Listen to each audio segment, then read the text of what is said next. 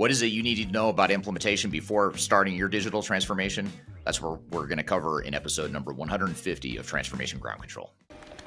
This is Transformation Ground Control, your source for all things business, technology, strategy, and change. If you're growing your business, leading change within your organization, or undertaking any sort of operational or technology change initiative, this podcast is for you. This show covers what you need to know about digital transformation, organizational change, operational improvement, and business growth.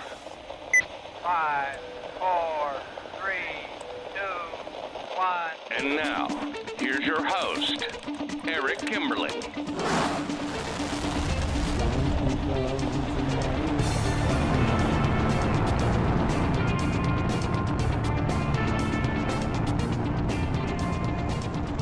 Hello, welcome to Transformation Ground Control, episode number 150. My name is Eric Kimberling.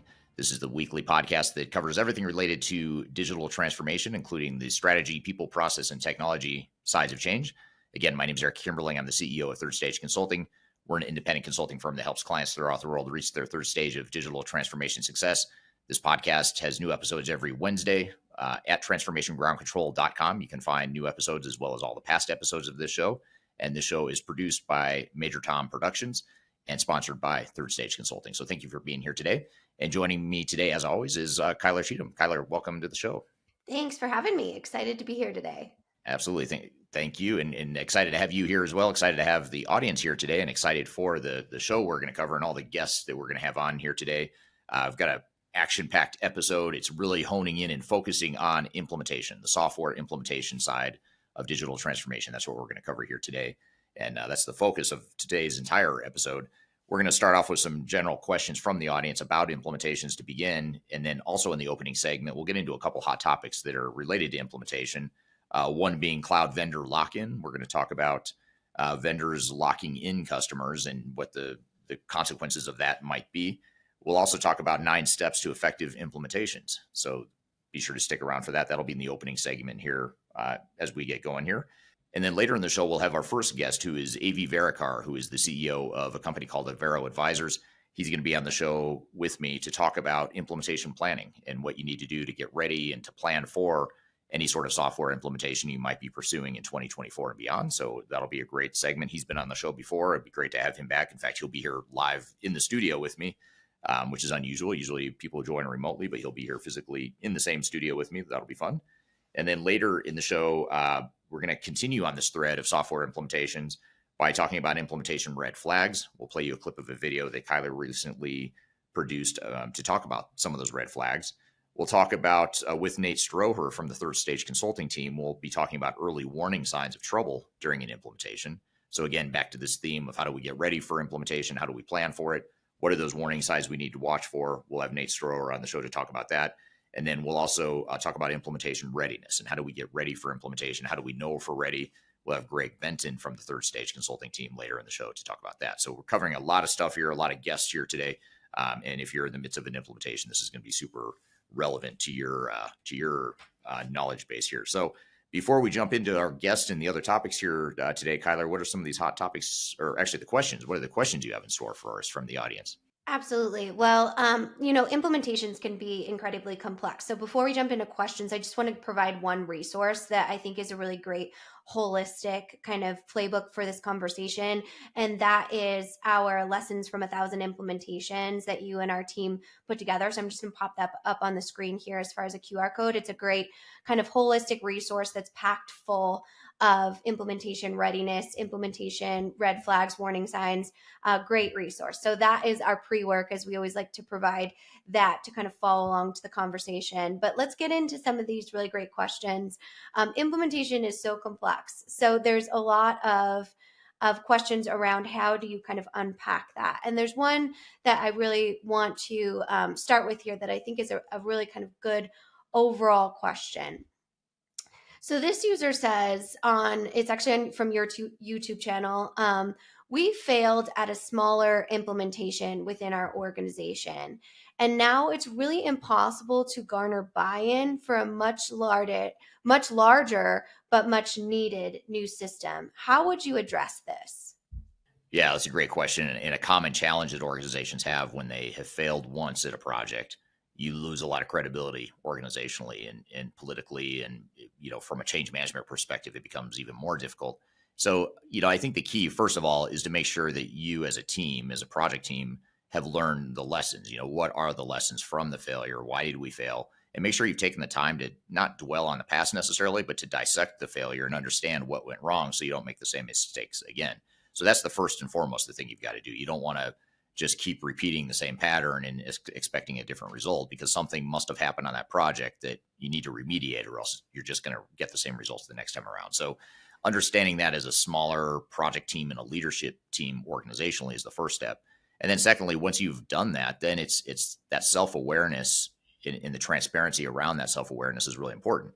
So if you can come out as a leadership team and acknowledge that, hey, we did not do this well last time, we acknowledge that. So your team already knows it. There's no point in hiding from it. You might as well just come out and admit it to the team that, yeah, that didn't go well. And more importantly, here's what we didn't do well. These are the things, these are the mistakes we made. And here's what we're going to do different next time. And this is why we have confidence in this project going forward.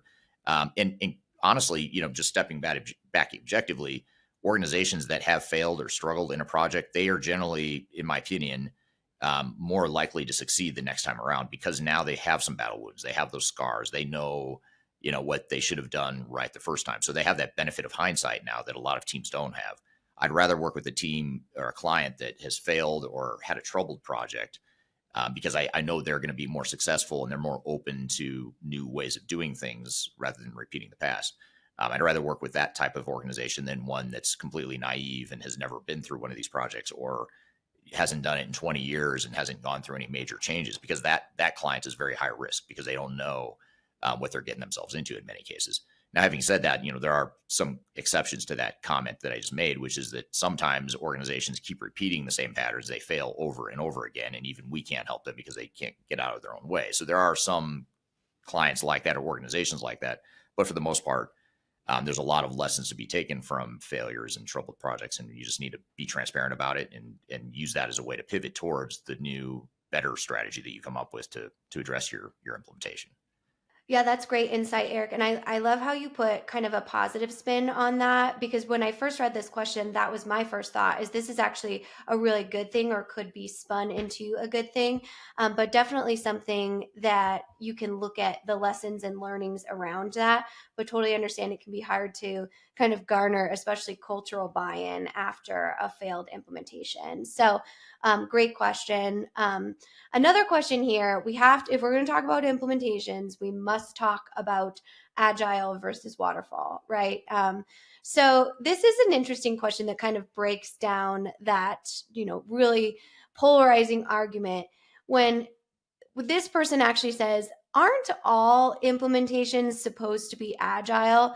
So is waterfall just going away in general and we need to rename it? But I don't think it makes sense to call it agile versus waterfall anymore. What is your reaction to that? Yeah, I'm open to new names for things if there's something different. I don't know what that name is or what. I don't know that we necessarily need another buzzword in the world. There's plenty of those already, especially in this industry. So I'd say that, I don't think either waterfall or agile is going to go away anytime soon, or they shouldn't go away. I think there's a time and place for both approaches. Most organizations we see and most software vendors and big system integrators that we work with are using some sort of hybrid for the most part.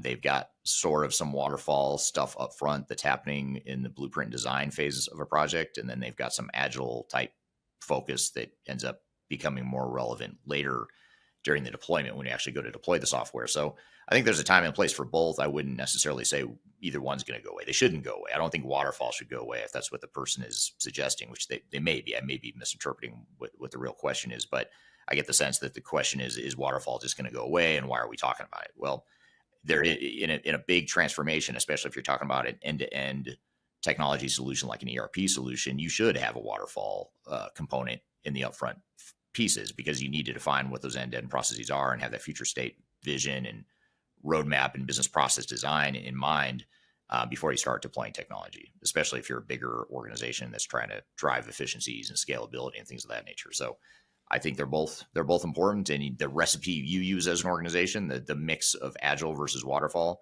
is going to depend on what your strategy is and what it is you're trying to accomplish with your transformation. So it sounds like it depends. It does. It absolutely depends. But I'd say the one, call it absolute. I don't Yeah. want to call it an absolute, but I'd say the one thing that applies in most cases is that you're going to use some mix of both agile and waterfall. Absolutely. And that approach doesn't have to be one or the other. It's more prescriptive for your organization, your project, and what that really looks like. But I think the key to that question that we can pull out of there is it's important to understand that overall strategy and clarity before you engage in your implementation in order to effectively use resources and budget. So great question there. And I have to bring you one more question kind of outside the implementation area, but I promised last week's listeners that you would help them choose their term paper topic. So I have 2 topics for you to ask if you would write a term paper on either one. So thank you so much for kind of joining and asking Eric that question. And as promised, I will kind of deliver on that. So the 2 topics they were going between is a term paper on additive manufacturing and AI in production, and then green and reverse logistics in robotics. So those were the 2 they wanted you to vote on. Which would you write a term paper on? That's a great question. Me personally, I'd be more interested in the first one, the additive manufacturing and AI. I think that's a cool topic and be super interesting to hear about that or read about that. There is part of me though, and please, I hope no one is offended by this comment in the audience, but there's part of me that thinks, well, what does the professor want to see? What's going to resonate more with the professor? And in a lot of colleges and universities, professors love the sustainability, environmental stuff. So you could, if you wanted to play to that bias or whatever you want to call it, that might score you some goodwill with your professor. But I think the topic itself, I'd be much more interested in the first one myself. What do you think? What do you like best? Or which topic? Yeah, that was a perfect consultant answer. Like, what does the client want? Right. It's true. You can tell I've been doing this my whole life, my whole career. Yeah, right. Yeah, I think from a practical standpoint, I completely agree with you that additive manufacturing and AI in production. And I think, at least for me, the really green initiatives could be a subtopic in that term paper, because there is a lot of green initiatives when it comes to efficiencies in AI production using additive manufacturing. So, but thank you for that great question, and thank you for the engagement and wanting Eric to answer that so badly. So that's just kind of a look under the curtain of how we choose these questions. We try and make them as valuable for our audience. So if you do have questions, I highly recommend putting them in the chat here. Our team will grab them and then bring them to future episodes because there's lots of great questions there. Also, if you have your own answers, the goal here of this actual podcast is to create some diversity in the conversation. So we'd like you to share those as well. And then we actually pull those and pump those out on our social media too. Also. So I know we're going to get to a few other kind of hot topics in the industry, but if you do have questions after these questions, please just pop them in the comments. Yeah, absolutely. Love having the audience questions. They're a lot of fun to answer, and it's interesting to hear where people's minds are and what they're thinking about. So thank you for contributing to this podcast by dropping your questions either on this podcast episode and or in our other social media platforms. We'll get to as many of those questions as we can. We're going to come back to some hot topics here in just a moment, though. In the meantime, we're going to cover a couple things. We're going to talk about cloud vendor lock-in as well as 9 steps to effective implementations. Later in the show, after we get through those hot topics, we're going to have Verekar on the show, who's going to be talking about implementation planning. He and I are going to have a discussion here in the studio about that. And then later in the show, we'll get to implementation red flags, early warning signs of trouble during implementation, as well as steps to implementation readiness. So we're going to continue this whole theme of implementation and software implementation strategies to help you in 2024 and beyond. But first, we're going to take a quick break. We'll be back with more Transformation Ground.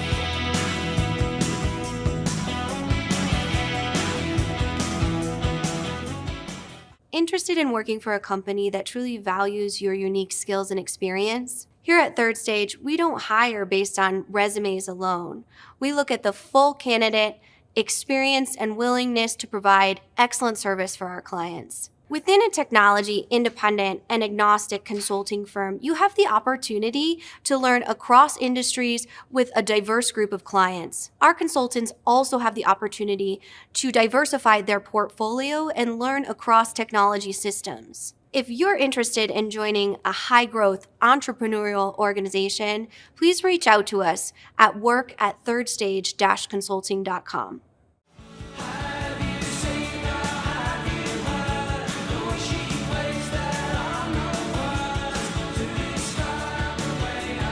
Hello, welcome back to Transformation Ground Control, episode number 150. This is the software implementation episode. Everything we cover here today is related to software implementations and how to make your software implementation more successful. And my name is Eric Kimberling, here with Kyler Cheatham. You can find new episodes of this show every Wednesday at transformationgroundcontrol.com. And at that same website, you can also subscribe to the podcast. You can view past episodes and sort of in an aggregated view, see everything you need to know or may have missed about this podcast at transformationgroundcontrol.com. And this podcast is produced by Major Tom Productions and sponsored by Third Stage Consulting. So thank you for being here today. So Kyler, you have a couple really good and interesting hot topics related to implementation. What have you got in store for us here? Well, there was an article going around in our industry network that was shared with me a dozen times from our audience. So I had to kind of address it. And it's from our friends over at Roomy Street. If you haven't seen Eric's live stream with their president, you can look it up wherever you get your podcast, or I'll drop it in the comments here so you can see it. But it basically is called Dear Oracle Cloud, I Need My Own Space. And it's kind of a lighthearted take on a love letter, a breakup letter, if you will, to Oracle Cloud. And it starts with, look, it's not you, it's me, type of thing. So it's a great read, but there's some really great tactical pieces in this that I specifically want to talk. And I want to talk about the subcategory, I don't like being smothered. So Roomy Street recently did a survey, and 73% of respondents noted that they are looking at a SaaS infrastructure for vendors other than Oracle. And the reason for that, and we're talking about like Azure, ASW, Google Cloud, those different pieces, and they don't want to be beholden to one cloud because they feel as though they don't want one vendor for everything. They want more diversification around that. And they feel with the bigger vendors, they don't have as much focus on really bigger roadmaps when it comes to cloud technology. So I wanted to bring that to you and see what your thoughts are around, really going for more focus-based cloud vendors for your maintenance, your infrastructure, those types of different things, as opposed to one vendor for your entire tech stack within your cloud overall portfolio. Yeah, there's something to be said about hedging your risk and diversifying your technology. And the reason companies get stuck in vendor lock-in is because their entire operations are driven by that one software solution. And if something changes with that one software solution or that vendor that you don't like, you're stuck. It's harder to get out of it than if you had diversified and you had multiple technologies in place. I think, I know you mentioned the article was written by Roomy Street, who their CEO, as you mentioned, was on this podcast before, which if you go to transformationgroundcontrol.com, you can go look at past episodes to see that one. But in that episode, we talk about, third-party maintenance. And that's something to think about too, is do you need your vendor to provide the software and provide the ongoing maintenance, especially if you are still using some on-prem sorts of solutions? And you don't. You have other options. You don't have to do that all through your vendor. You can use third-party maintenance providers. But the problem is with that model is as they move to the cloud and as more and more solutions are in the cloud, organizations, I think, are going to get more stuck with this lock-in concept. And I think that's why we have yet to see the real fallout and the downside, the dark side of the cloud movement, is because we haven't yet run through the full cycle of organizations that implement a cloud solution and then 10 to 20 years later they outgrow the system or need to make a change. And we haven't gotten there yet because the cloud is still relatively new. We're still really in the first decade of most of these big incumbent software vendors moving to the cloud. Some vendors like NetSuite and Salesforce, Workday, et cetera, they were already in the cloud, 25 years ago, but that's more an exception than the norm. These other vendors that started off on-prem and are now making the switch to the cloud, they're still in the first decade of doing that. And so we have yet to see the full life cycle of what happens when these big, massive organizations outgrow that system, or there's some sort of misalignment with the way the cloud solution is evolving versus what the business needs are. And that divergence is going to create the need to do something. And that's where I think you'll see and feel the pain of having that vendor lock in, which we might see it on a small scale right now, but we haven't seen it on a big scale by any means. Absolutely. And I think that's the point of this article. It might not even be Oracle, right? It might be, just diversifying your evaluation and understanding that, having the ability to be mindful. So I'll read you the last just sentence here that I think sums it up pretty well. It says, "Let's just be friends. I'm not ready to take our relationship to the next level. While I still like your software, my affection doesn't keep my head in the clouds. I'll keep seeing you, but on my own terms. I hope you can understand and respect my boundaries." So very well said. That's funny. When it comes to sounds like a great article. a software. Oh, it was. I mean, it was. And thank you. I should say thank you for tagging me in it so many times about how we should talk about this, because not only do I learn so much from our audience when you do send me articles, but that made me laugh out loud. So really great content just in general. But let's transition to talking about ERP implementation, this 9-step guide. So I want to take you through kind of what this looks like just real quickly and kind of ask you about these steps when we go into kind of prepared to talk about implementation readiness in your conversation with AV and Greg later in the episode. So these 9 steps, the step 1 is assess your current system. 2 is define the scope and goals. 3 is actually choose an ERP system. And 4, configure your system. 5 is prepare and migrate data. 6 is test the system. 7 is train new employees on the new system. And 8 is implement the system fully. So that order specifically is kind of what I want to talk to you about. And if I were to guess, since we've worked together for so long, what you would say, I was thinking you would switch 1 and 2. Define scope and goals is 2.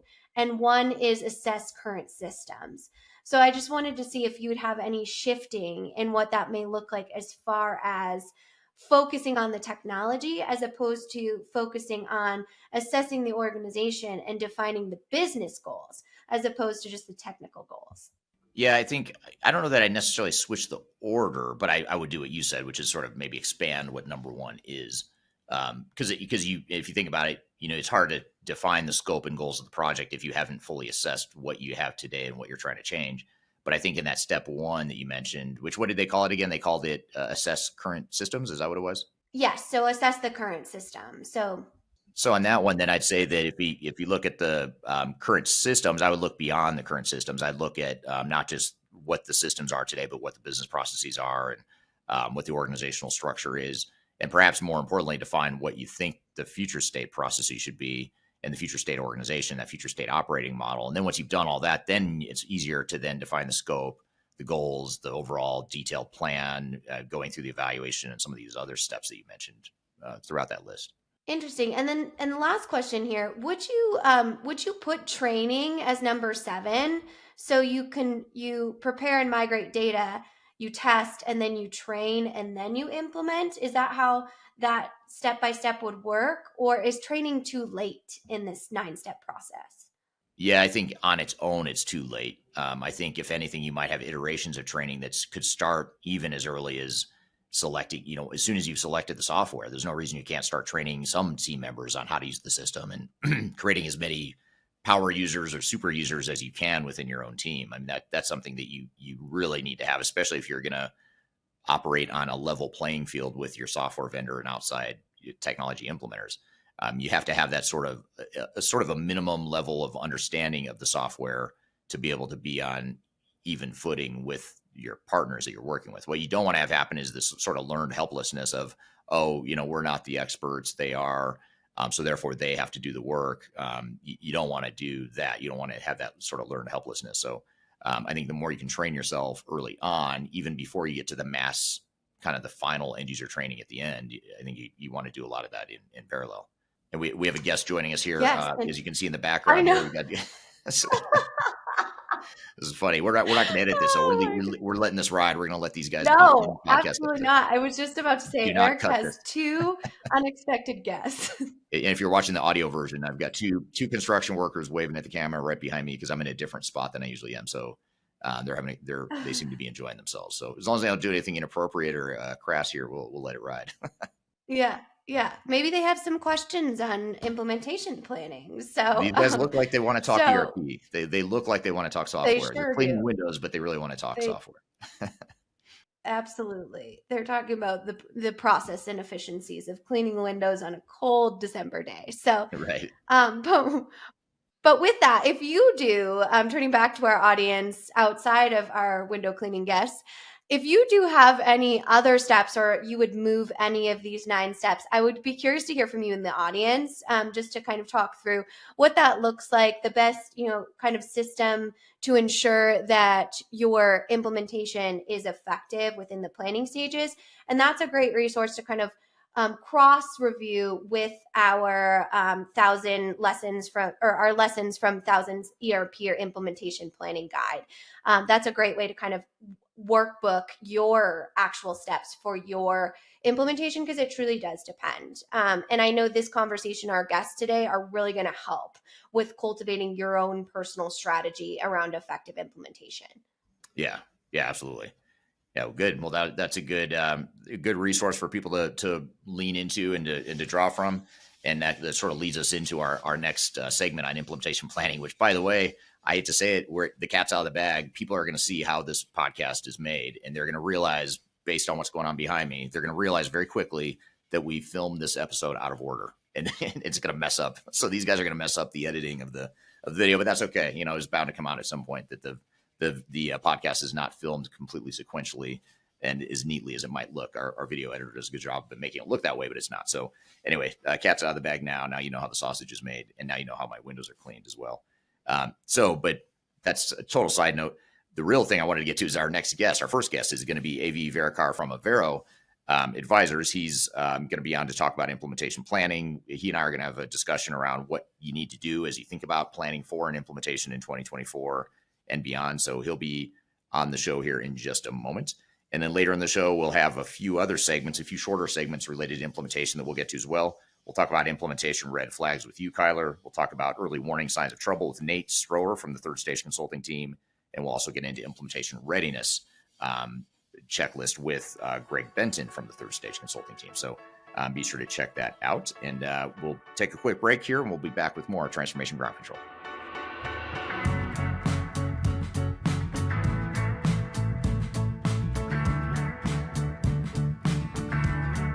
I'm excited to share our newly released 2024 Digital Enterprise Operations Report. This free download is available on the Third Stage website at thirdstage-consulting.com. This report is truly packed full of technology-independent and agnostic insights for your project to ensure that you're strategically optimized for success. Download your copy today with the QR code in front of me, or visit our website for more details.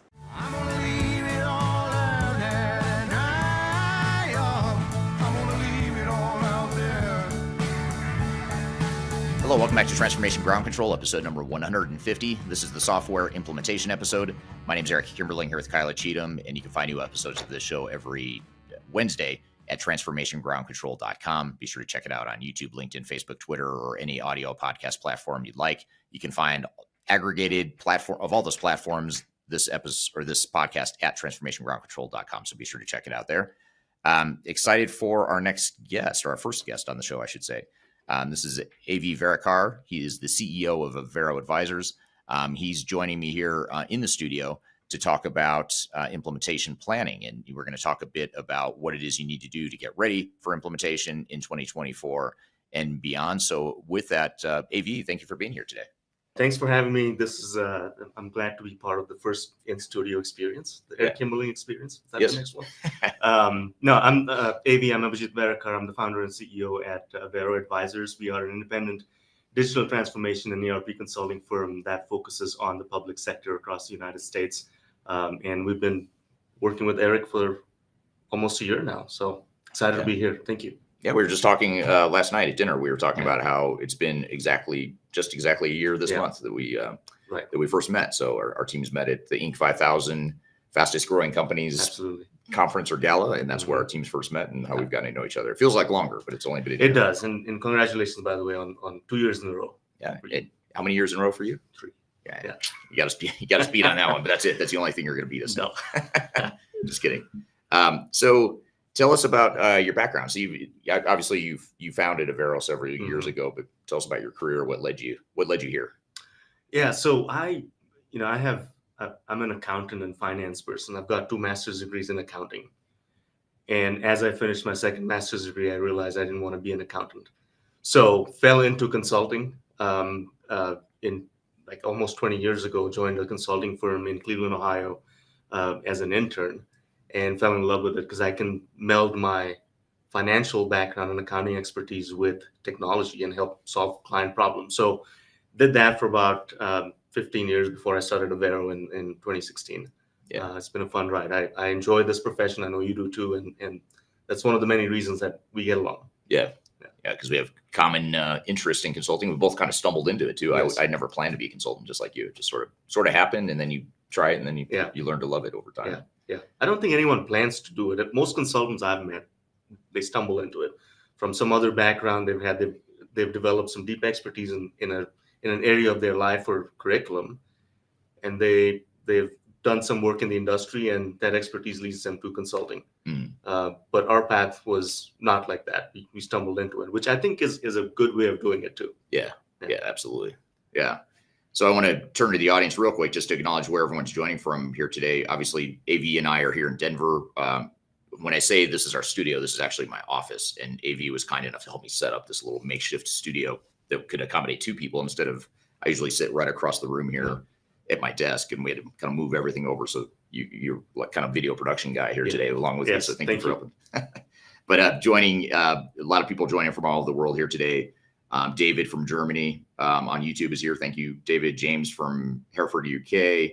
Jesus from Spain. We've got someone from Toronto, India, Dallas, Texas, Denver, Colorado, San Diego, California, London. So thank you, everyone, for joining wherever you are today. People all over the world. So great to have you all here today. And this is a topic that has global implications, right? It doesn't matter where in the world you are. This is stuff that is going to be relevant to you as you get ready for your transformations. I'd also love to hear in the chat, if you don't mind just dropping in the chat where you are right now in your ERP or digital transformation journey as you look to 2024. Are you getting ready to start one? Are you in the middle of one? Are you a consultant maybe that's trying to assist with one or more? So love to hear your perspectives from that. We have someone from Knoxville here too, by the way, which is where you're from. Go Vols. Yep. So I guess just to start, before we dive into the implementation planning process and sort of what it takes to get ready for an ERP implementation, let's talk about first maybe some just general trends. What are the big trends that you and your clients are seeing in the space that we should be aware of if we're planning for an ERP implementation in 24? Yeah, so we work with government. So our clientele tends to be slightly behind, and sometimes by design compared to private sector. So what I'm seeing, or we're seeing, is a fast adoption of cloud technologies and SaaS, which you probably saw 2 years ago. Right. But it's accelerating. The offerings that are coming to our clients are more varied now. Clients, companies like Workday and Oracle and NetSuite are really interested in the public sector market, the mid-level market. Prior to this, they were really only going after the large clients. So that's one thing. The adoption of AI, there's a lot of curiosity, but no real products. Right? I think 24 will show us some real products, some real enhancements in existing technologies with AI. And I'm really excited about natural language reporting so that, accountants like me can just go ask questions to their ERP system without having to run down to IT to have a custom report made. I think that's what's going to come in to play next year. I don't think it's too far out. Everything that Microsoft is doing with Copilot, that we are seeing, not yet able to play with it, right? If you have some expertise in Azure and you can go behind the scenes and play with the OpenAI APIs. But I think the consumers will start seeing all of that as products next year. Yeah. What do you think?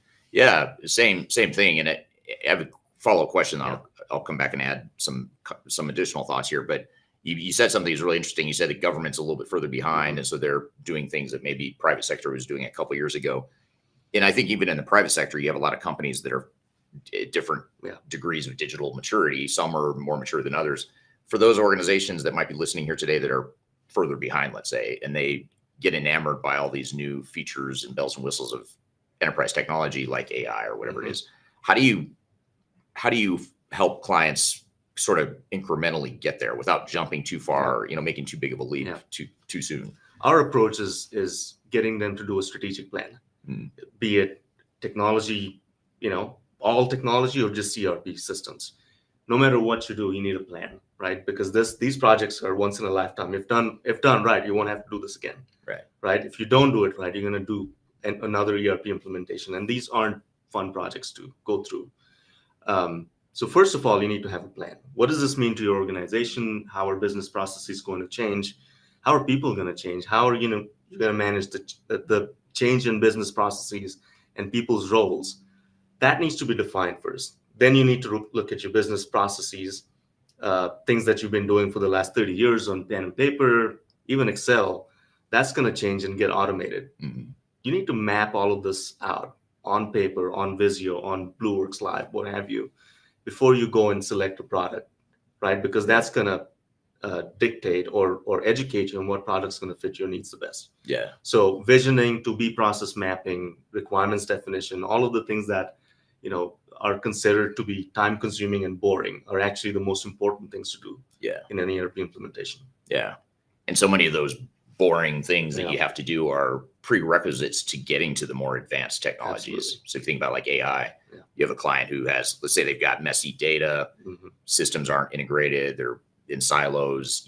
AI is too big of a jump if you're in that setting. So you've got to figure out in that roadmap, to your point, how do you define your processes to where you've got better data flow, integration of data? Then you can start thinking about AI at that point, once you've got that. But you can't just jump straight to AI. No, and you have to also think about infrastructure, right? It's often overlooked.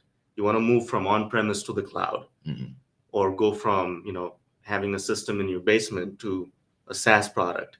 You can't do that if you have jacked up networking and not good servers and no bandwidth. Right. So there's another layer to that. You have to look at your infrastructure, look at how you're set up, what your bandwidth is, what your failovers are. How are you going to do backup? Because we've seen clouds being hacked, right? Big companies losing data. Google Drive lost data, a couple of weeks ago.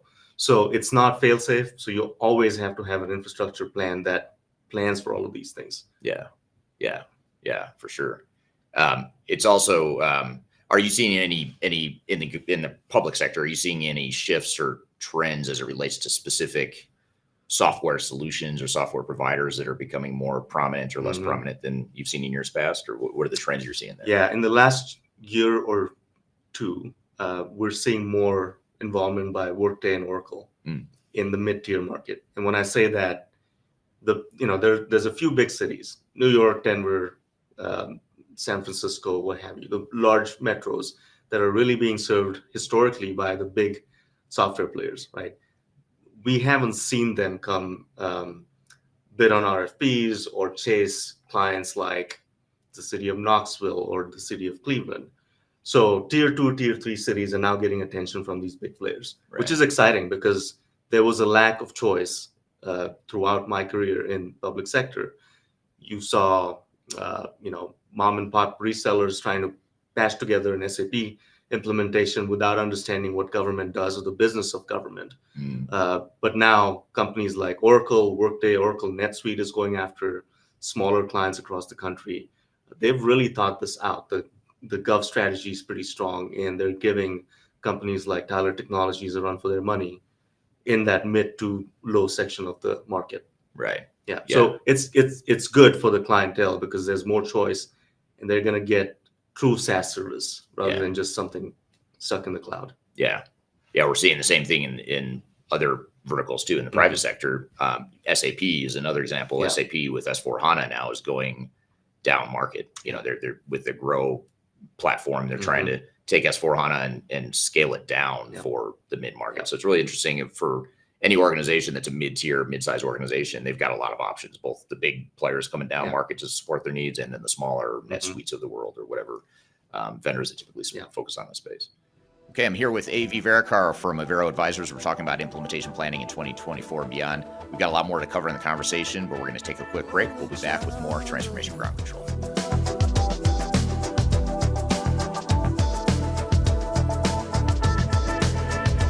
If you are aiming for transformation success, turn to Third Stage Consulting Group. Third Stage's independent and technology-agnostic consulting team helps clients define their digital strategies, define their roadmaps, and manage their transformations. With offices in the US, Europe, and Australia, our team helps the world's most forward-thinking organizations through their transformation pitfalls and risks. If you are embarking on a digital transformation or business change initiative, contact Third Stage Consulting to see how we can help you reach the third stage of transformation success. Learn more about us and download independent reports, videos, and other best practices at thirdstage-consulting.com.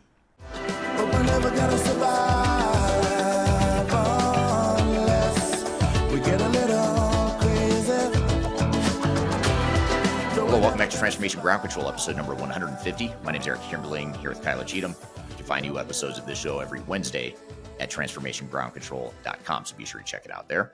I'm here with AV Verekar talking about implementation planning and what you need to do to get ready for implementation in 2024 and beyond. So let's jump back into the conversation. There are just a couple comments here on where people are in their journey here. James on LinkedIn says that he's a consultant project manager halfway through the build phase with go live scheduled mid-2024 on Microsoft D365.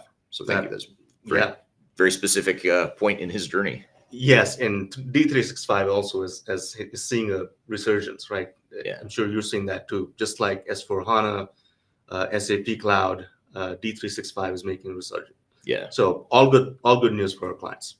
Yeah, lots of options for sure, but very different options too. A lot of these vendors you're talking about, Workday, Oracle, Oracle Fusion, Oracle NetSuite, SAP, D365. These are all Workday. These are all very different solutions. Yes.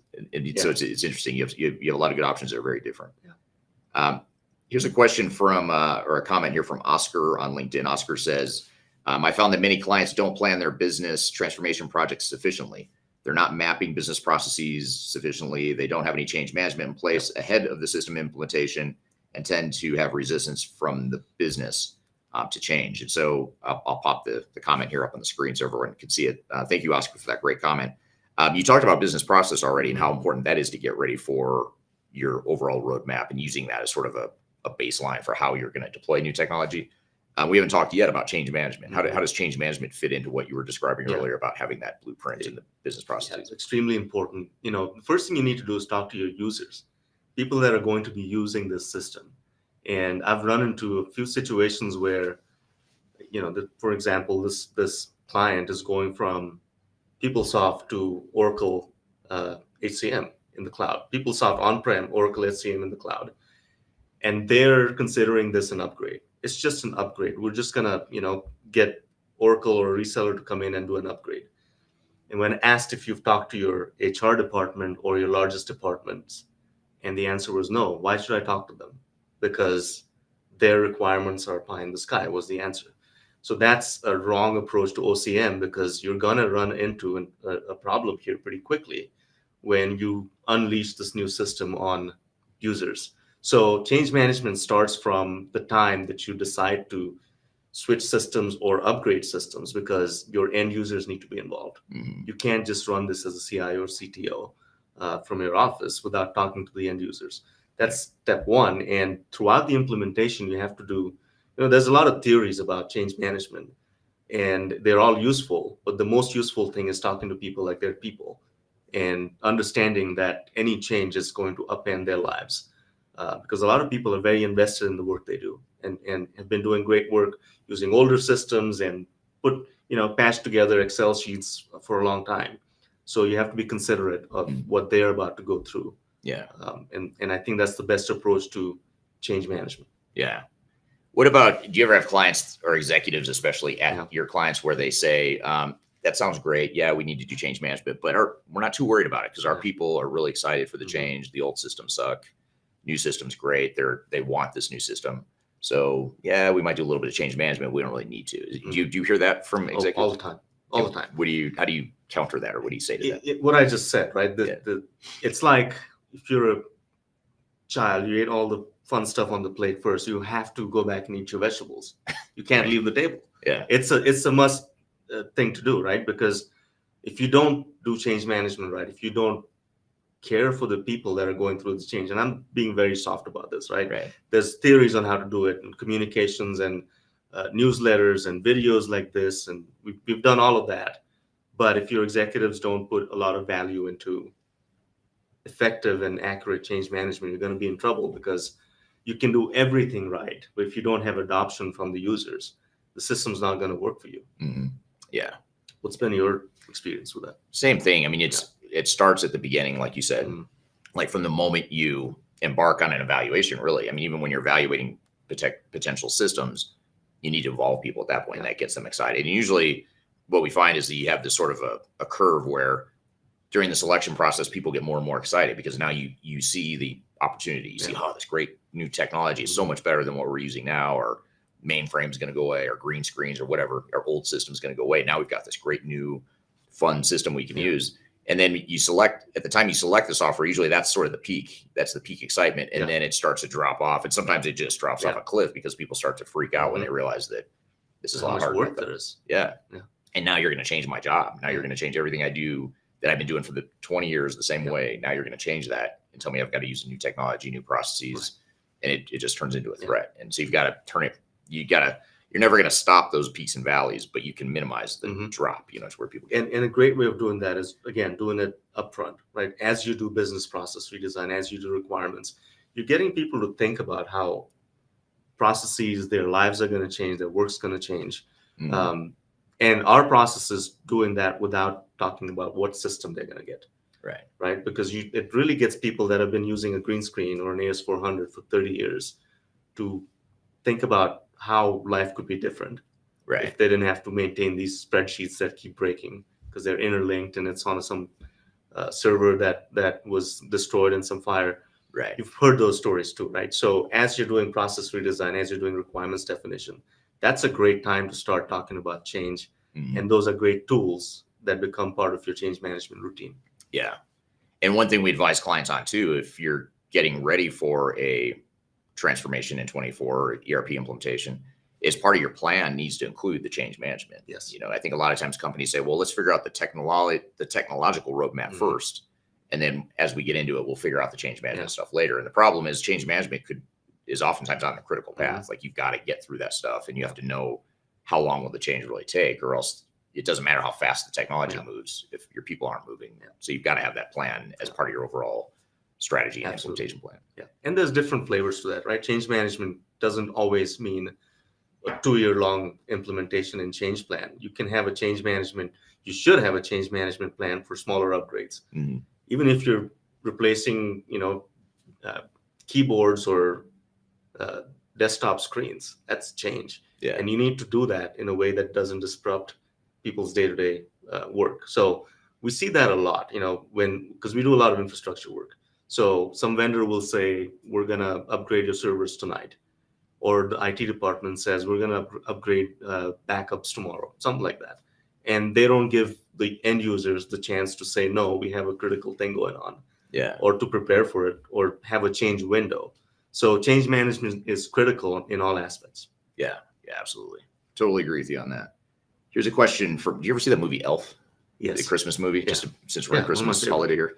That scene where they announced that Santa's coming to the store, and Will Ferrell, Elf, freaks out, says, I know him. Well, this is someone that I know. It's Megan from Knoxville, Tennessee, who's part of your team.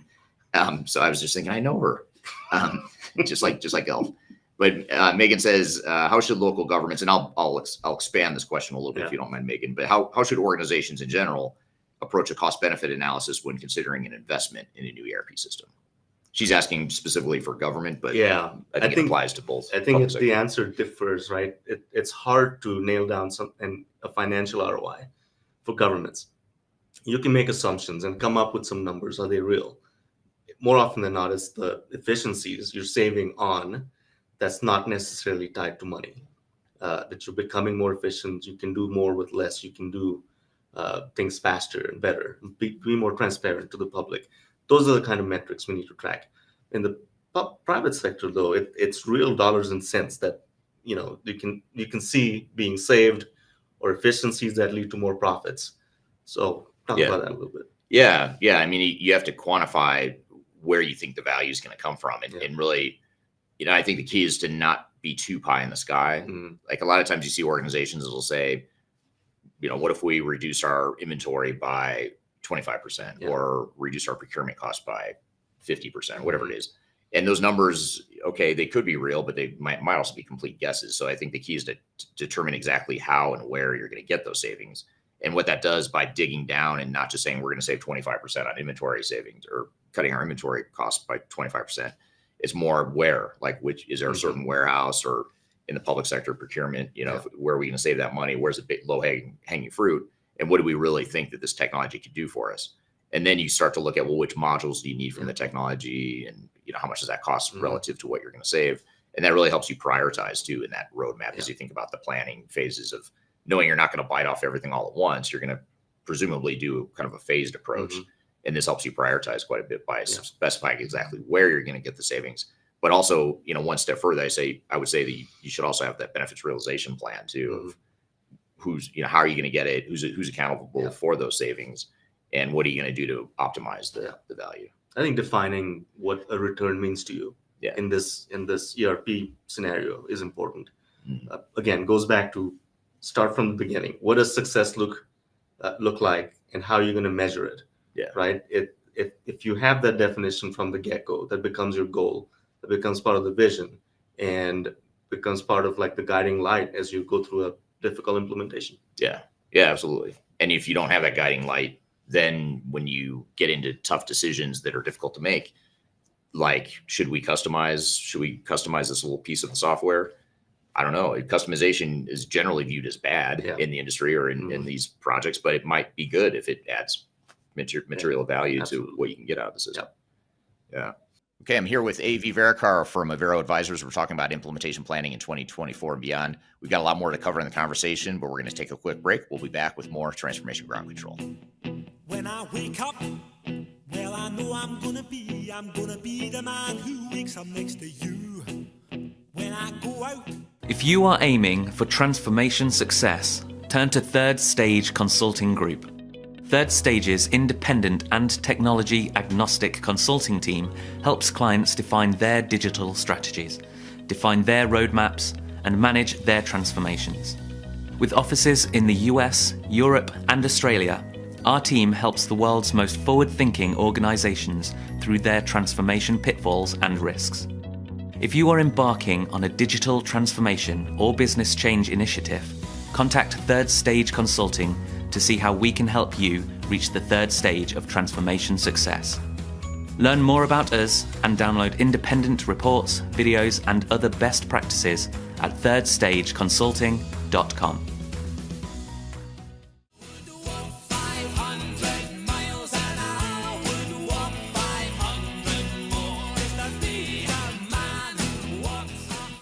Hello, welcome back to Transformation Ground Control, episode number 150. My name is Eric Kimberling, here with Kyla Cheatham. You can find new episodes of this show every Wednesday at transformationgroundcontrol.com, so be sure to check it out there.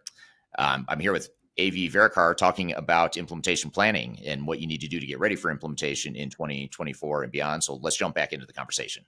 See, the only problem with the in-studio approach here that I'm finding is I'm so used to looking at the camera and all the questions are right here, so I don't have to like look back and forth. So now I'm a little behind. So if that's fine. I'll look at the camera while you look at questions. Just awkwardly stare in silence at the camera while I figure this out. Here's an interesting point or a comment from LinkedIn, and it's I'll just read you the comment. Part of the challenge is the arrogance of IT for entering a solution phase while not understanding end user experience. They are stuck in ivory towers of technology. What do you think of that? Do you agree with that? All day. Look, I love my CIO, CTO friends, and I've and I say this to them too, like, pay attention to the end user. Mhm. And yes, it sometimes becomes an ivory tower situation where they're looking down and saying, "What do you know about technology? Let me just do this upgrade, and your life's going to be better," without understanding, what they're going to bring on to the end user group. And it's not just the end users. Your director levels, your executives that rely on a system to get data to make decisions. It's going to be upside down if you're not dealing with them and their requirements in the first place. Right. So we constantly talk about it to our friends in IT about how to do this. And the good ones take that advice, and they're the best suited to take this advice and this approach and do it right, because they understand technology. The flip side is your business users don't necessarily understand what goes into an implementation, why a certain system might be better for you. And then you have the opposite problem of not understanding technology enough, but wanting pie in the sky things.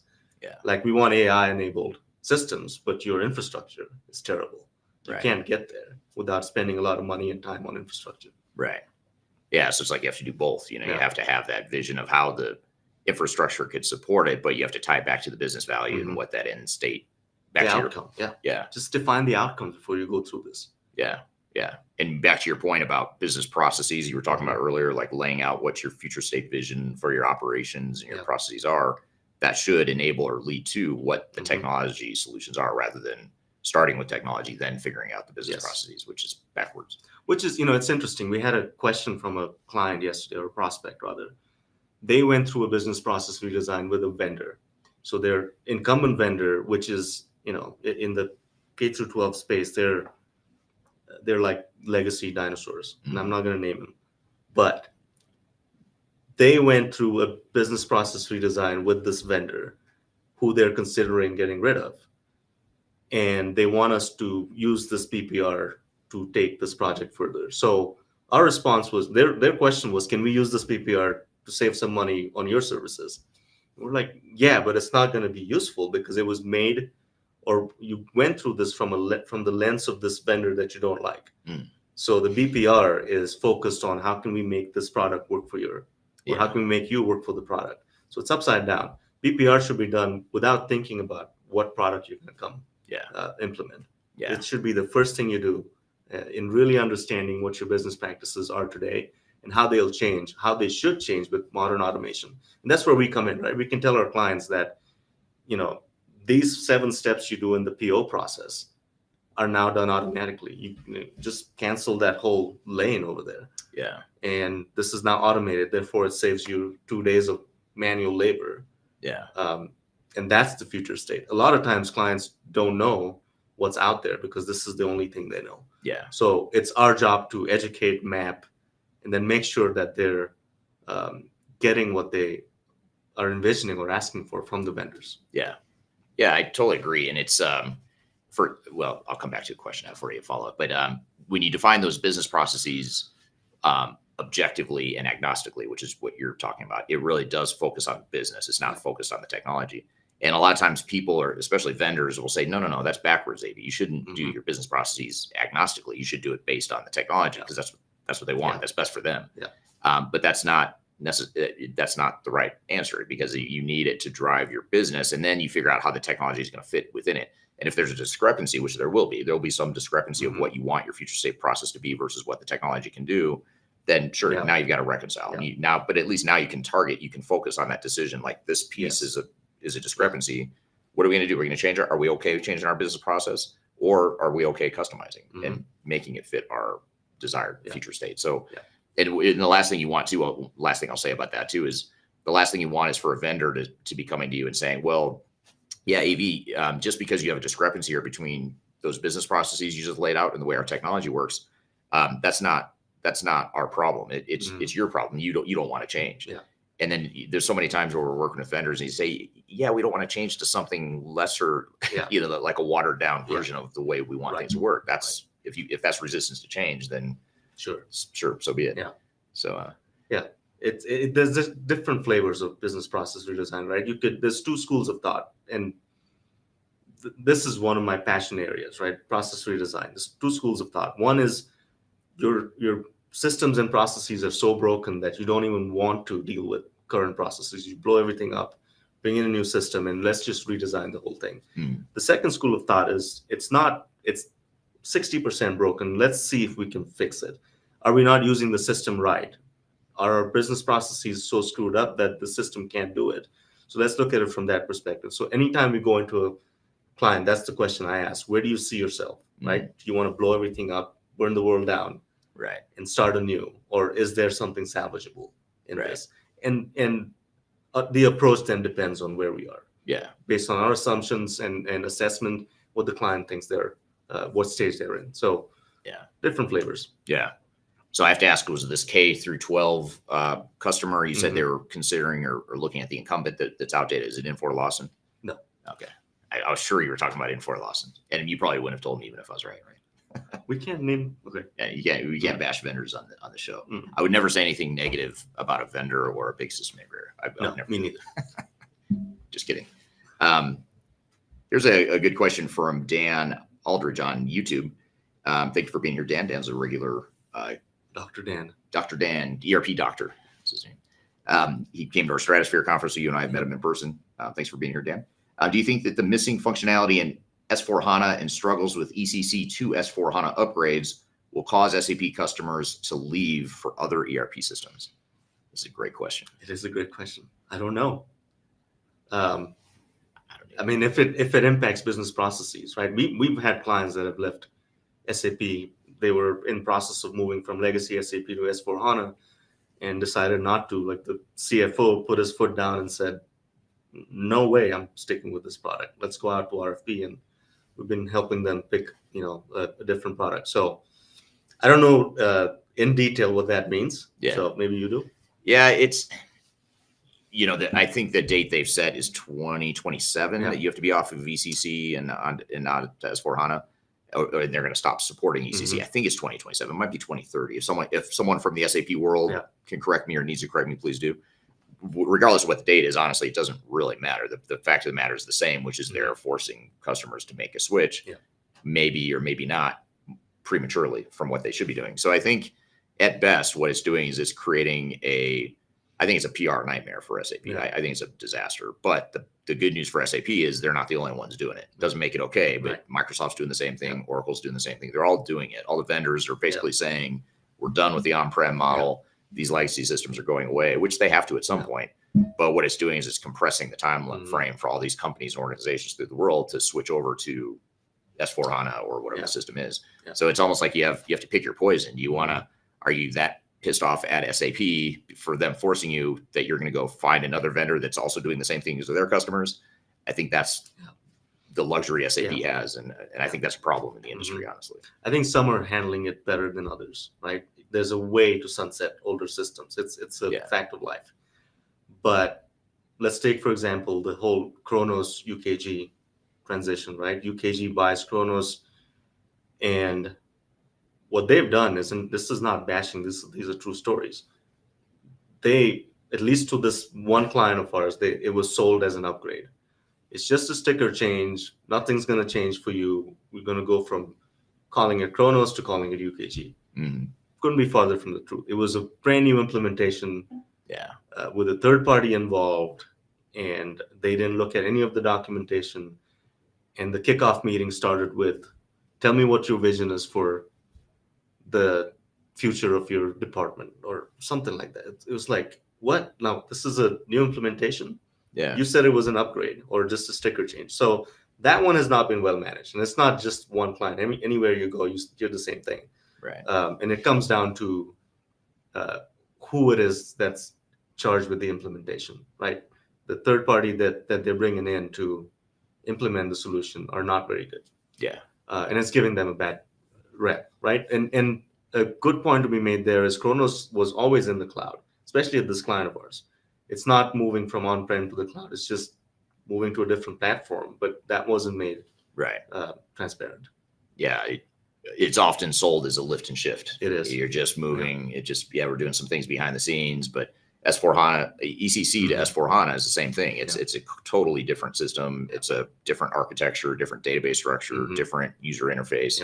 But at the same time, I guess the caveat to that is there is some tribal knowledge benefit that you have that some similarities, I guess you'd say, from ECC to S/4HANA. Not enough to justify it being an easy upgrade by any means, but there is some value in something to be said with sticking with it. And I think that's what a lot of these bigger organizations struggle with, is you have so much tribal knowledge and deep competency in a certain product like ECC, it's hard to justify going completely abandoning that and going in a totally different direction. But I think the communication and management of that change is the key, because Kronos was about to be, officially it's being sunset Q1 of next year, of 24. Right. But no client is ready with UKG, as far as I know. Right. So that date is kind of fuzzy, right? And our advice for our client is push back. If this thing isn't ready, what are you going to do? Not pay 3,000 people on that day? That's not acceptable. So the vendor community needs to do better with the sunset plans in general. Yeah, totally agree. And managing expectations and also just being empathetic with their clients. I think that's where a lot of vendors, I don't know if I showed the question or not yet, or if I've gotten to the question, but someone in the chat used the word arrogance. I think maybe they're talking about, it might have been a different question, but I think the vendors, and SAP is one of the vendors where I think there's a certain amount of arrogance that they have, and sort of disregard for customer needs, and saying, and it's all about them. It's like, we need to get off this legacy system, therefore you need to get off the system. And we're basically going to hold a gun to your head and tell you you've got to switch now. And if you think about it from a business perspective, it's a smart gamble on SAP's part, I guess, because they're going to get most customers, if not an overwhelming majority, are going to switch over to S/4HANA.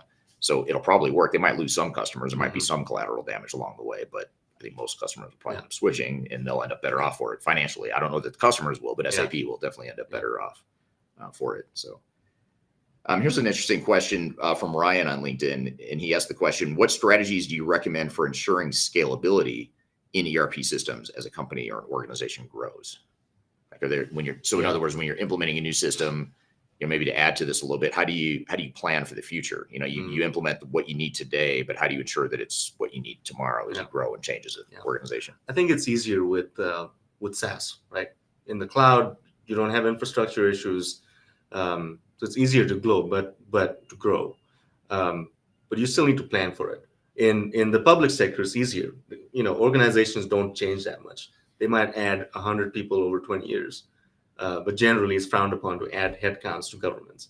So, and the operation doesn't themselves change unless you're doing something really strategically critical, like merging two cities or making a city-county organization. That's when you really have to think about systems and how they're going to merge and scale. But again, it comes down to requirements definition, going back to the vision. What do you see your business doing in the next 10 years? And is the system going to scale?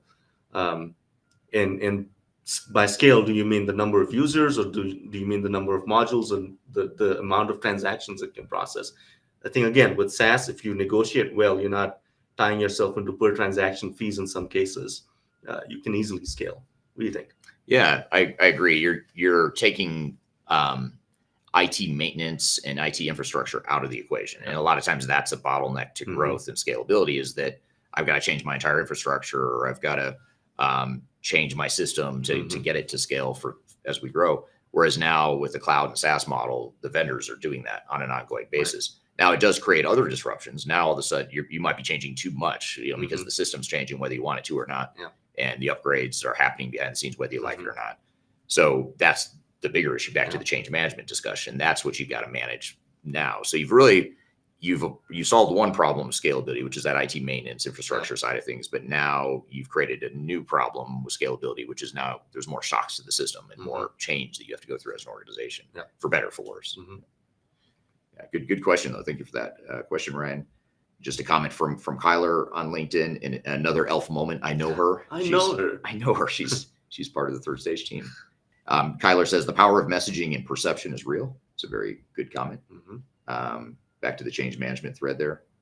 Okay, I'm here with AV Verekar from Avero Advisors. We're talking about implementation planning in 2024 and beyond. We've got a lot more to cover in the conversation, but we're going to take a quick break. We'll be back with more Transformation Ground Control. Could you whisper in my ear the things you want to feel? I'll give you anything. Interested in working for a company that truly values your unique skills and experience? Here at Third Stage, we don't hire based on resumes alone.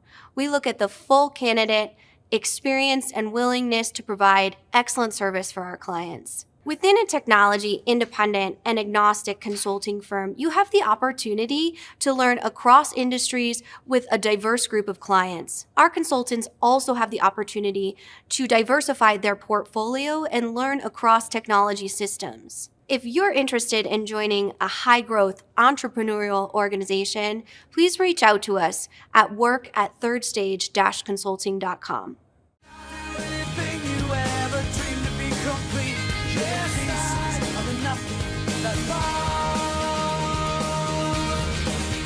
Hello, welcome back to Transformation Ground Control, episode number 150. My name is Eric Kimberling, here with Cheatham. You can find new episodes of this show every Wednesday at transformationgroundcontrol.com, so be sure to check it out there. I'm here with AV Verekar talking about implementation planning and what you need to do to get ready for implementation in 2024 and beyond. So let's jump back into the conversation. Here's an interesting question from Mackenzie on LinkedIn. Mackenzie says, what is your favorite example of the long-term benefits of successful change management on the efficiency and effectiveness of public sector organizations? So I'll read it again because it's a good question. It's just there's a lot there. What is your favorite example of long-term benefits of successful change management on the efficiency and effectiveness of a public sector organization? Yeah, it's easy for me. Our first and my favorite client, Blount County, Tennessee. Like we started with their RFP was, I think, 3 words long. We need help with computers, is what it said. I'm exaggerating. It was simple. So when we were picked, the first thing we did was create a long-term plan. What we found was, they had a CIO that was there for 30 plus years that had abruptly left, went somewhere else. There was no training, no documentation, and the whole county ran on this AS400 system that he had built himself. And again, there was nothing documented. It was IBM series that hadn't been kept up for licensing. So they could have been hit with some, ransomware for sure, but also license avoidance fees or what have you. So we had a long-term plan. We created a 5-year plan for them, went to their council and commissions and sought the funding, convinced everybody that they need to spend money on this, otherwise they're going to be in deep trouble. And it took us 5 years to get from point A to point Z. And along the way, we upgraded everything from their networking gear to their wiring to fiber optics to how they do backups, taking major systems to the cloud and replacing the main ERP system from the green screen to something in the cloud, SaaS-based, all within 5 years.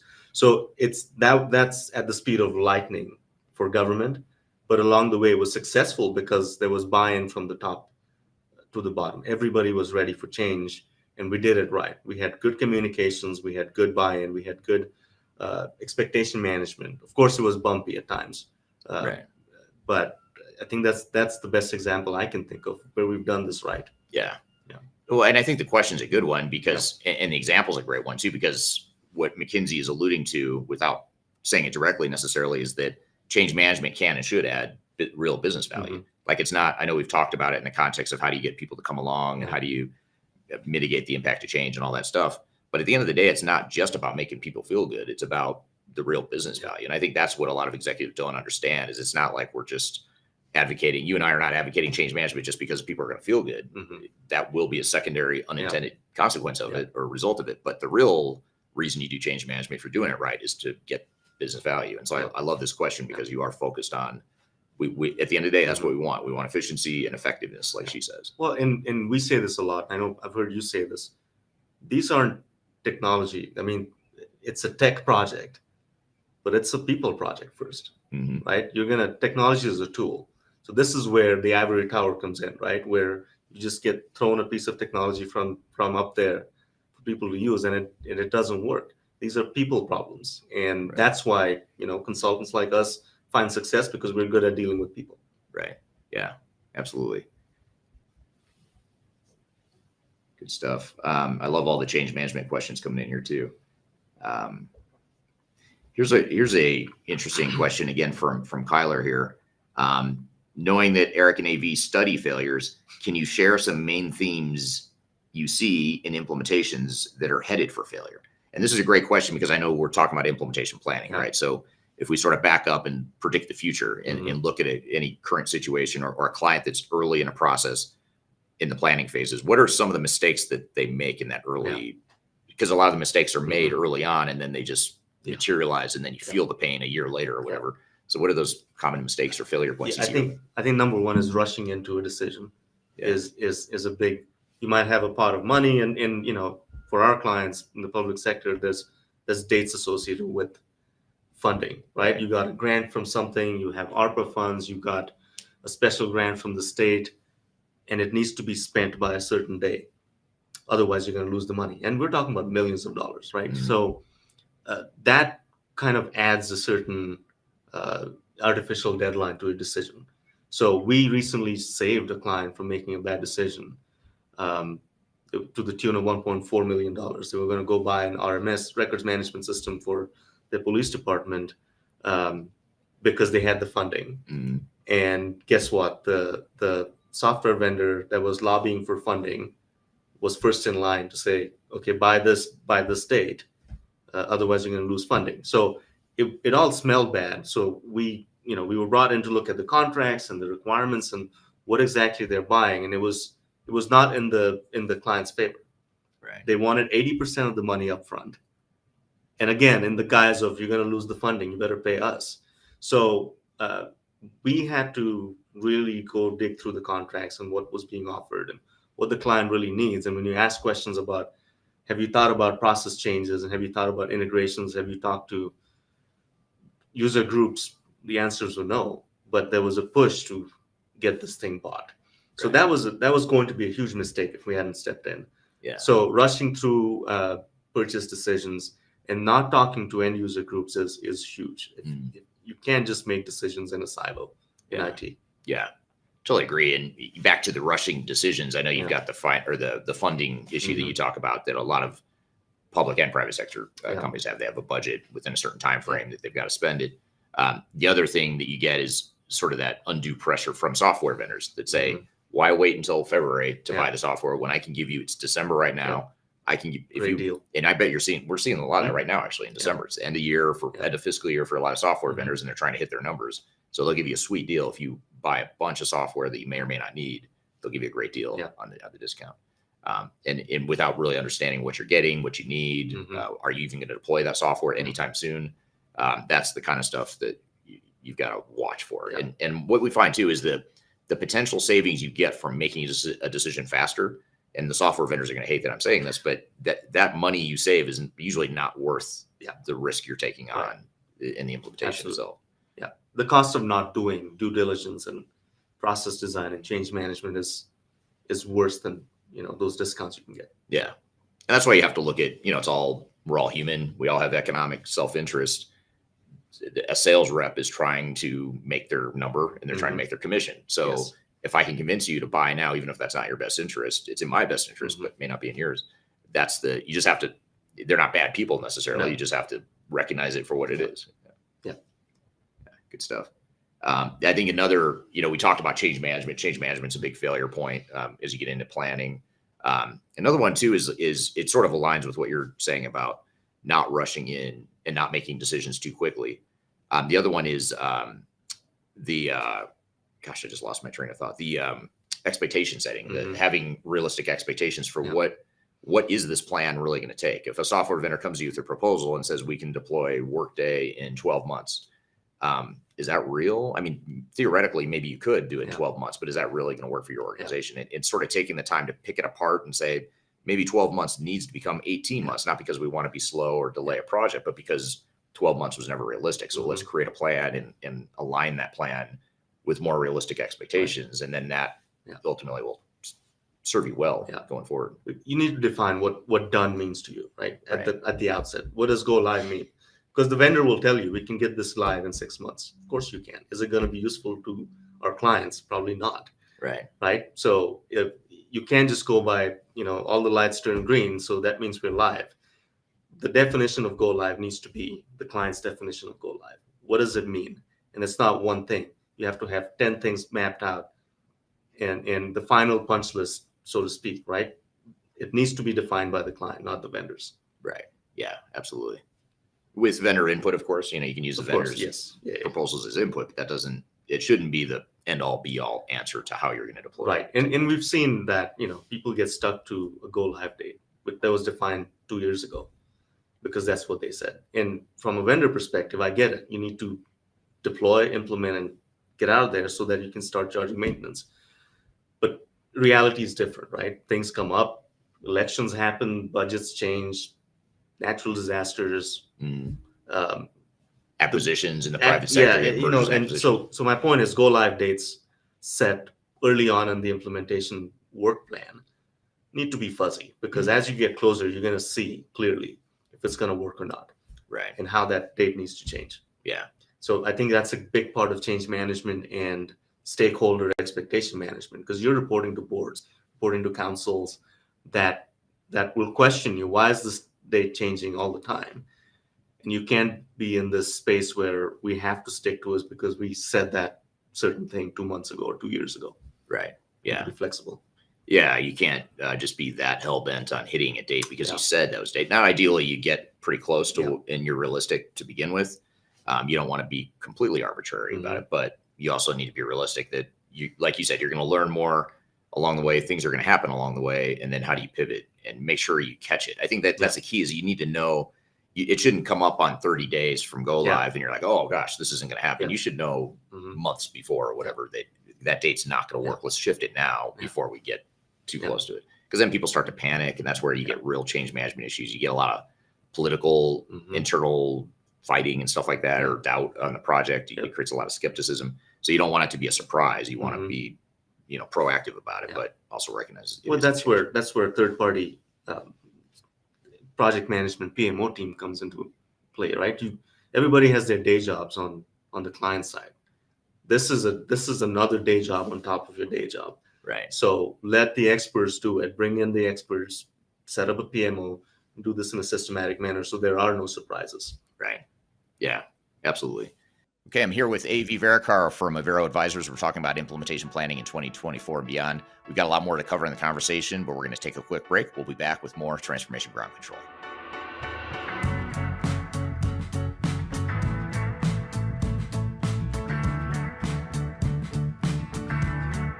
I'm excited to share our newly released 2024 Digital Enterprise Operations Report. This free download is available on the Third Stage website at thirdstage-consulting.com. This report is truly packed full of technology-independent and agnostic insights for your project to ensure that you're strategically optimized for success. Download your copy today with the QR code in front of me, or visit our website for more details.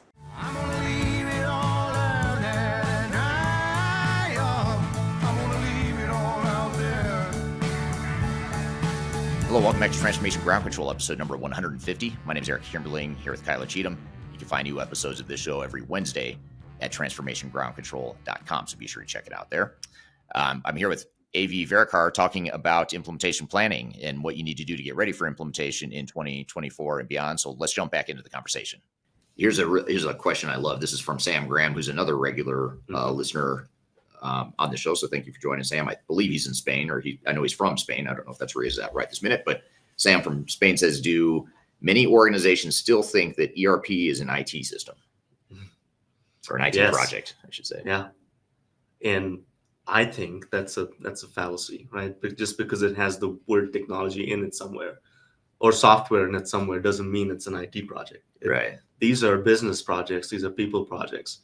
And a lot of the CIO community is starting to see this too, because you can't expect a CIO, as smart as they are, to understand how every department works or how every function works, especially in governments. You talk about public housing agencies, such a specialized sort of organization that, there's maybe 5,000 of them around the country, and each one of them is unique. Like, really, they do things different way. They deal with the HUD at the federal level, and a lot of nuance goes into managing these organizations.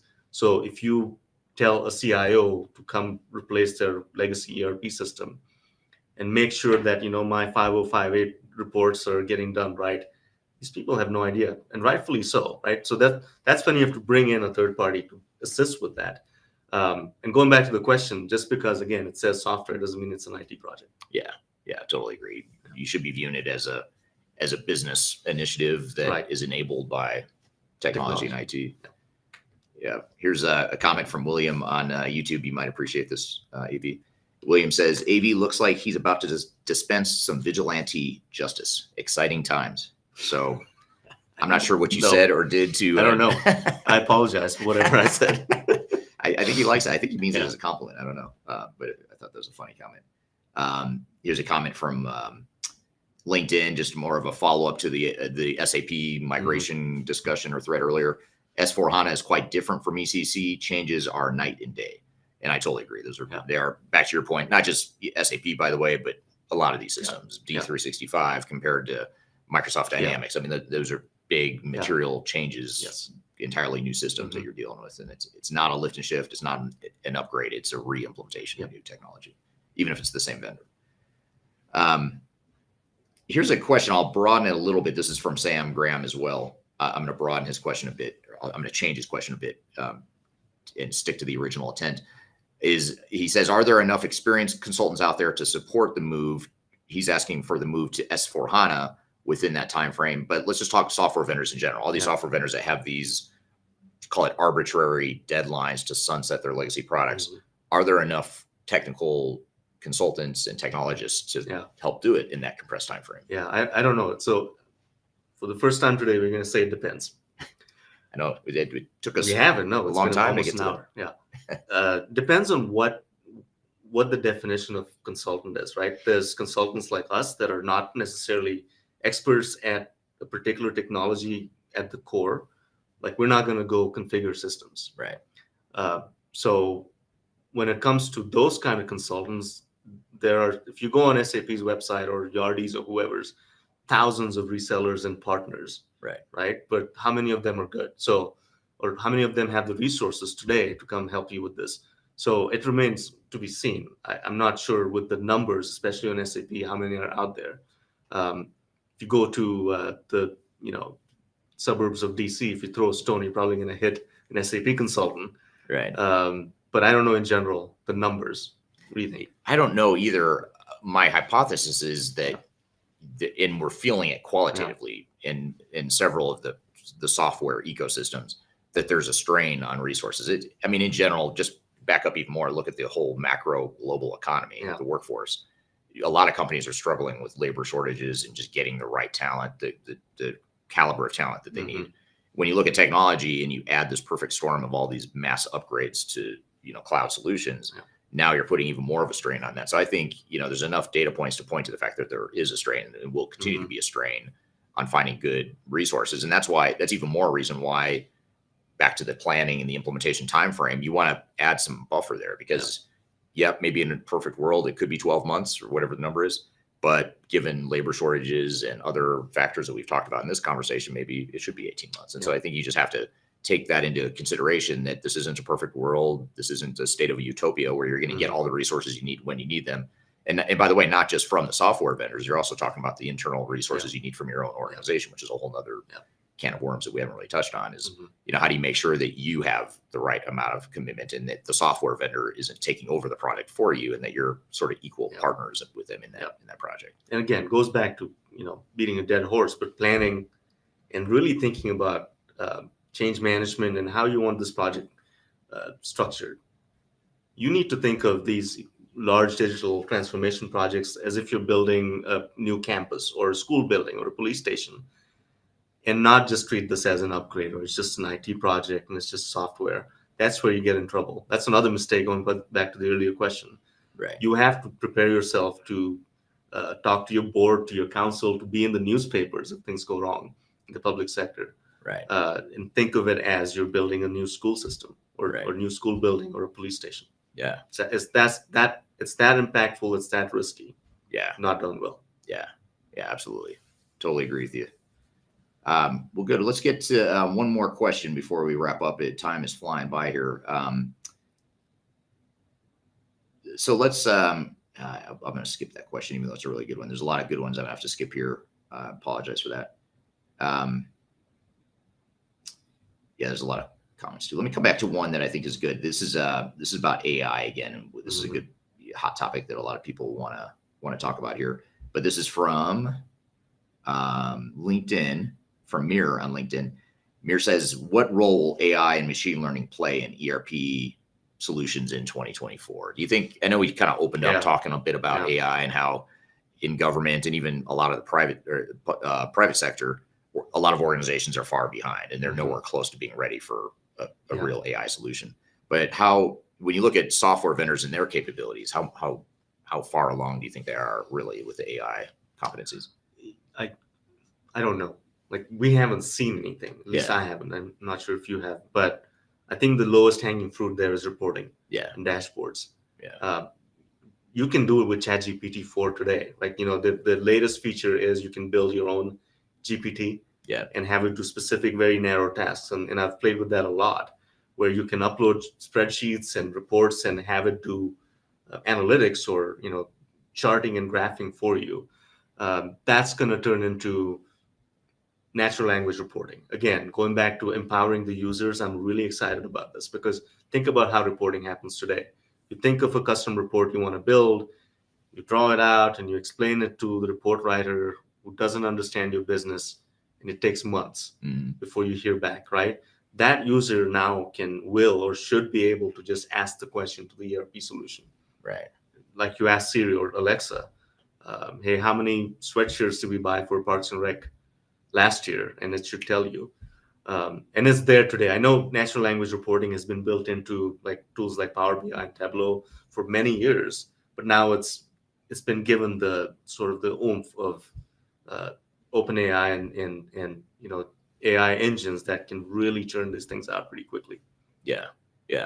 So what do you think then? Last question I'll ask you, just to sort of wrap this all up, is what are the first steps that I should take if I'm part of a project team or I'm leading an organization that's getting ready for an ERP implementation? We've talked about a lot of stuff that you need to do to get ready.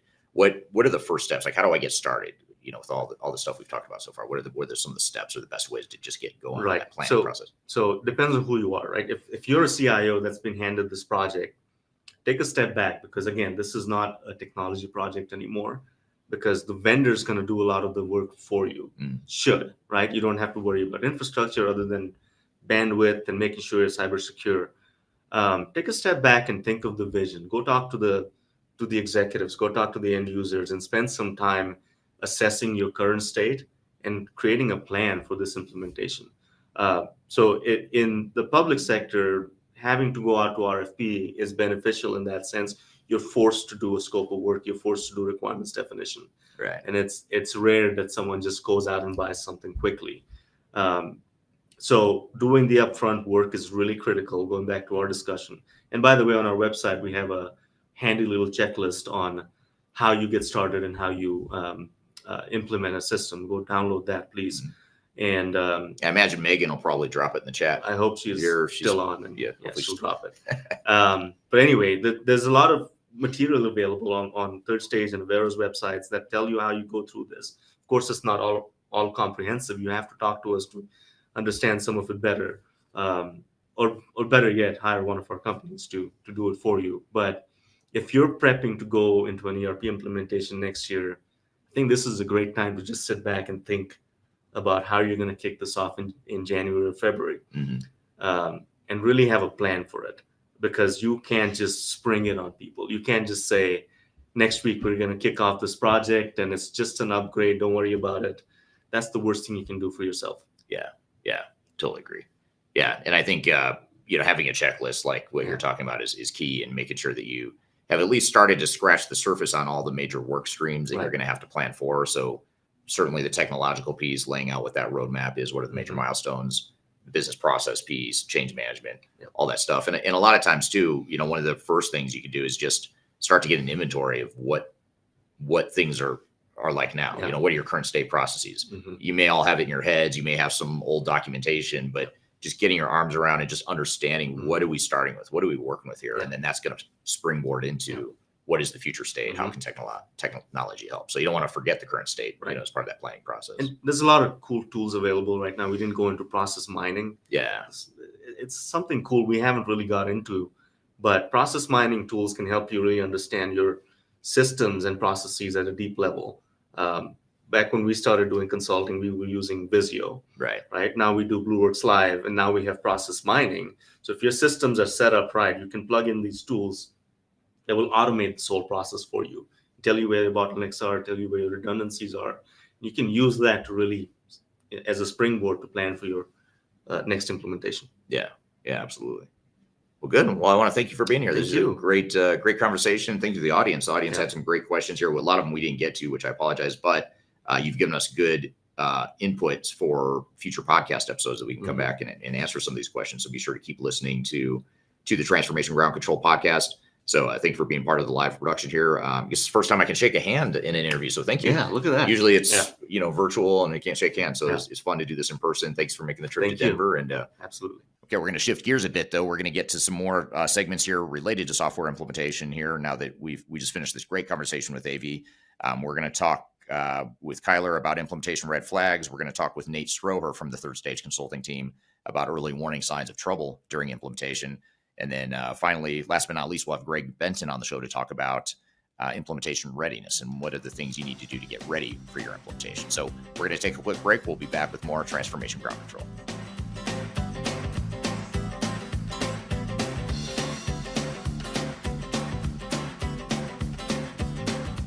If you are aiming for transformation success, turn to Third Stage Consulting Group. Third Stage's independent and technology agnostic consulting team helps clients define their digital strategies, define their roadmaps, and manage their transformations. With offices in the US, Europe, and Australia, our team helps the world's most forward-thinking organizations through their transformation pitfalls and risks. If you are embarking on a digital transformation or business change initiative, contact Third Stage Consulting to see how we can help you reach the third stage of transformation success. Learn more about us and download independent reports, videos, and other best practices at thirdstageconsulting.com.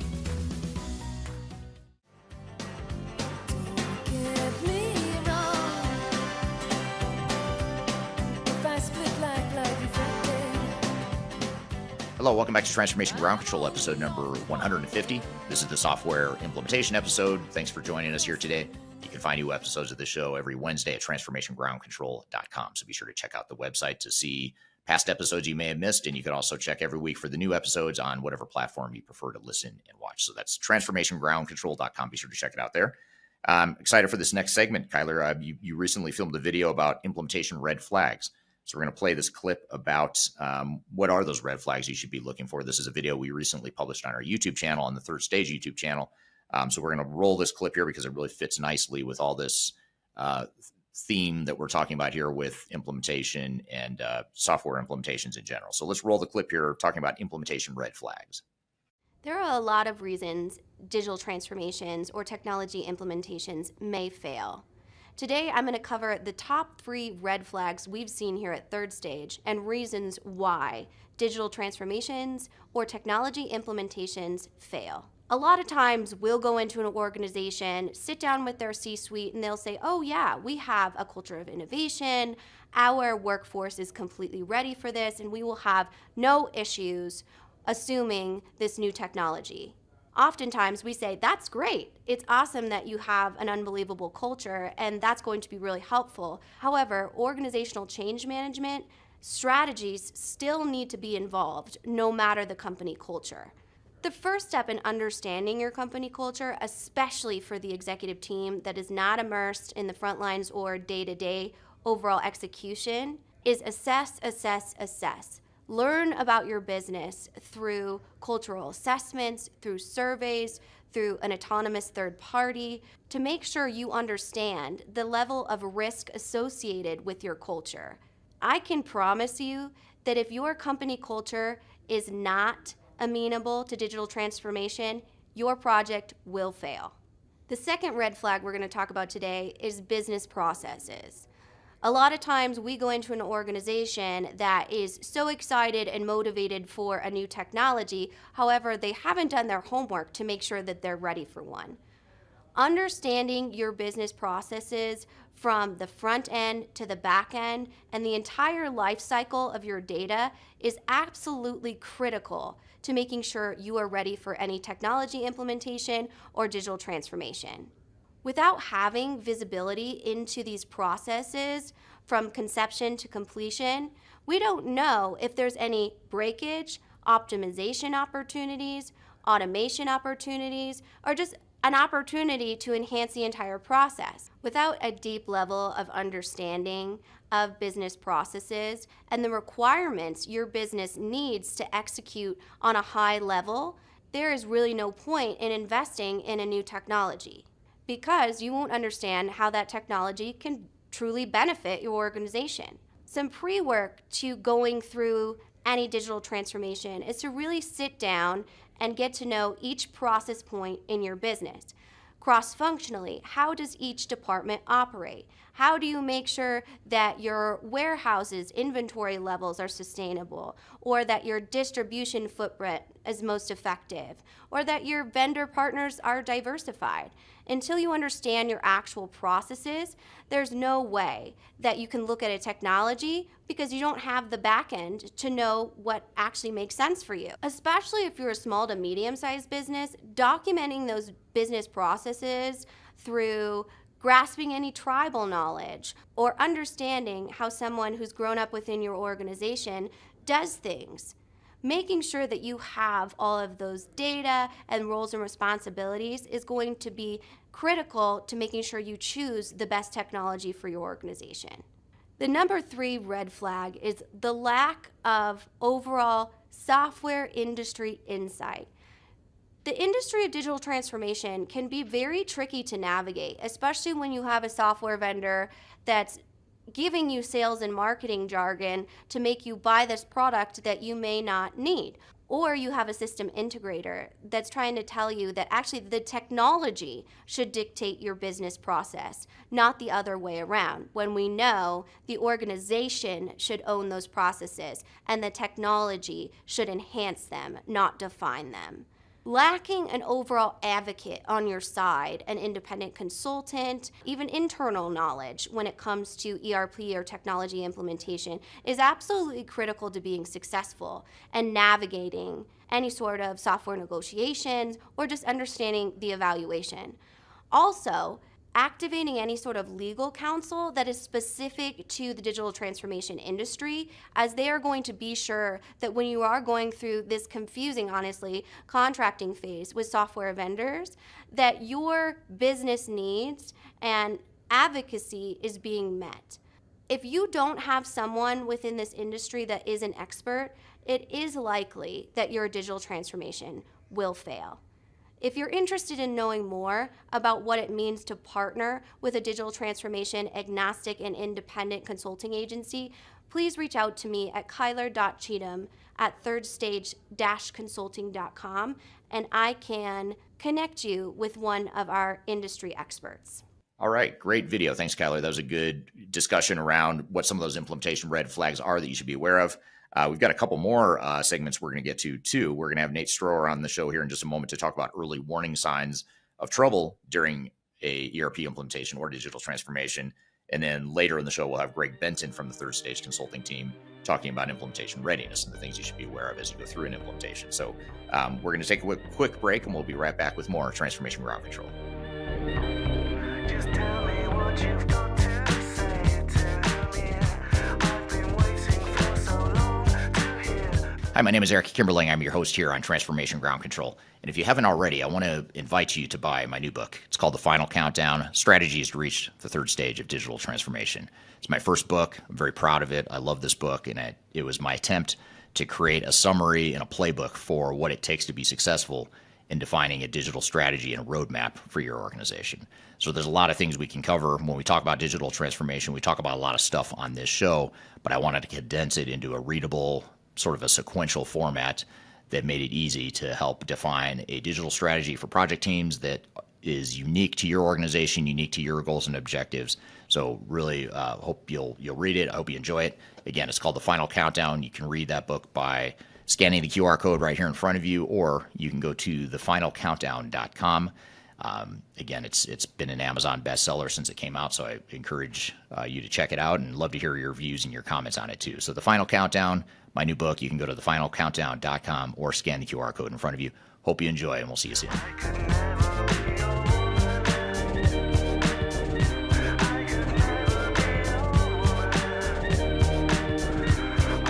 Hello, welcome back to Transformation Ground Control, episode number 150. My name is Eric Kimberling, here with Kyla Cheatham. You can find new episodes of the show every Wednesday at transformationgroundcontrol.com. I'm excited for our next guest here. We're going to have Nate Stroeher on the show, who we recently had a chance to sit down with and have a discussion with him around early warning signs of trouble. So let's roll the clip here where Nate talks with us about what some of the warning signs are and the things you should watch for to indicate that you might be running into trouble in your implementation. So let's roll the clip. So Nate, thanks for being here with us today. I know you, in your experience here at Third Stage and leading a lot of our clients through digital transformation journeys, have seen a lot of failures in potential projects, and then also after the fact to come in and kind of triage these projects as well. So let's just jump in and start from the beginning. Can you give me some examples of ERP failures that you've witnessed throughout your experience within the industry? Yeah, traditionally we're called in during the late innings of a failed ERP implementation.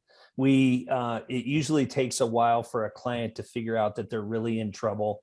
And we've really seen everything from like a project that we're currently working on now, which is really more of a small course correction. We don't need to start over the project, but we really needed to come in with the client, take 1 or 2 steps back, reevaluate where we were, and create a plan and a vision going forward to correct the issues and really get them to where they want to be. On the other end of the scale, we've been asked to completely rescope an ERP implementation that had gone over double its original budget and had not passed through even the configuration phase successfully. In that case, we had to take a step back and completely rescope the entire project. We started with choosing a new implementation provider and literally went through every step beyond that to re-implement this ERP project this client was working on. Wow, that's a pretty big scale. So what is the configuration phase for myself and some of those listeners that might not know what that is? So on an ERP project, you go through and you start off with the first step is really learning your requirements. So step number 1 is really saying, what does the system need to do? What do you need to get out of the system? The second step, and really the second out of 6 steps, is the configuration stage. And that's really getting in saying, now that we know what the system needs to do, now we're going to configure the system or setup. We could also call it the setup stage. And that's really configuring the system for how it will best solve the requirements of the organization. So if you think of a 6-step process, not a equally divided 6 steps, each step is definitely weighted differently, but really the requirements and the configuration are the 2 most important phases on any project. The client that we ran into and were asked to guide them through a failed ERP implementation, they hadn't really even gotten through that configuration phase. So it's safe to say that they really had learned maybe what the client needed a system to do, and that was about it through their entire through their entire effort. So they really started off, like I said, way behind the 8 ball of a 6-step project.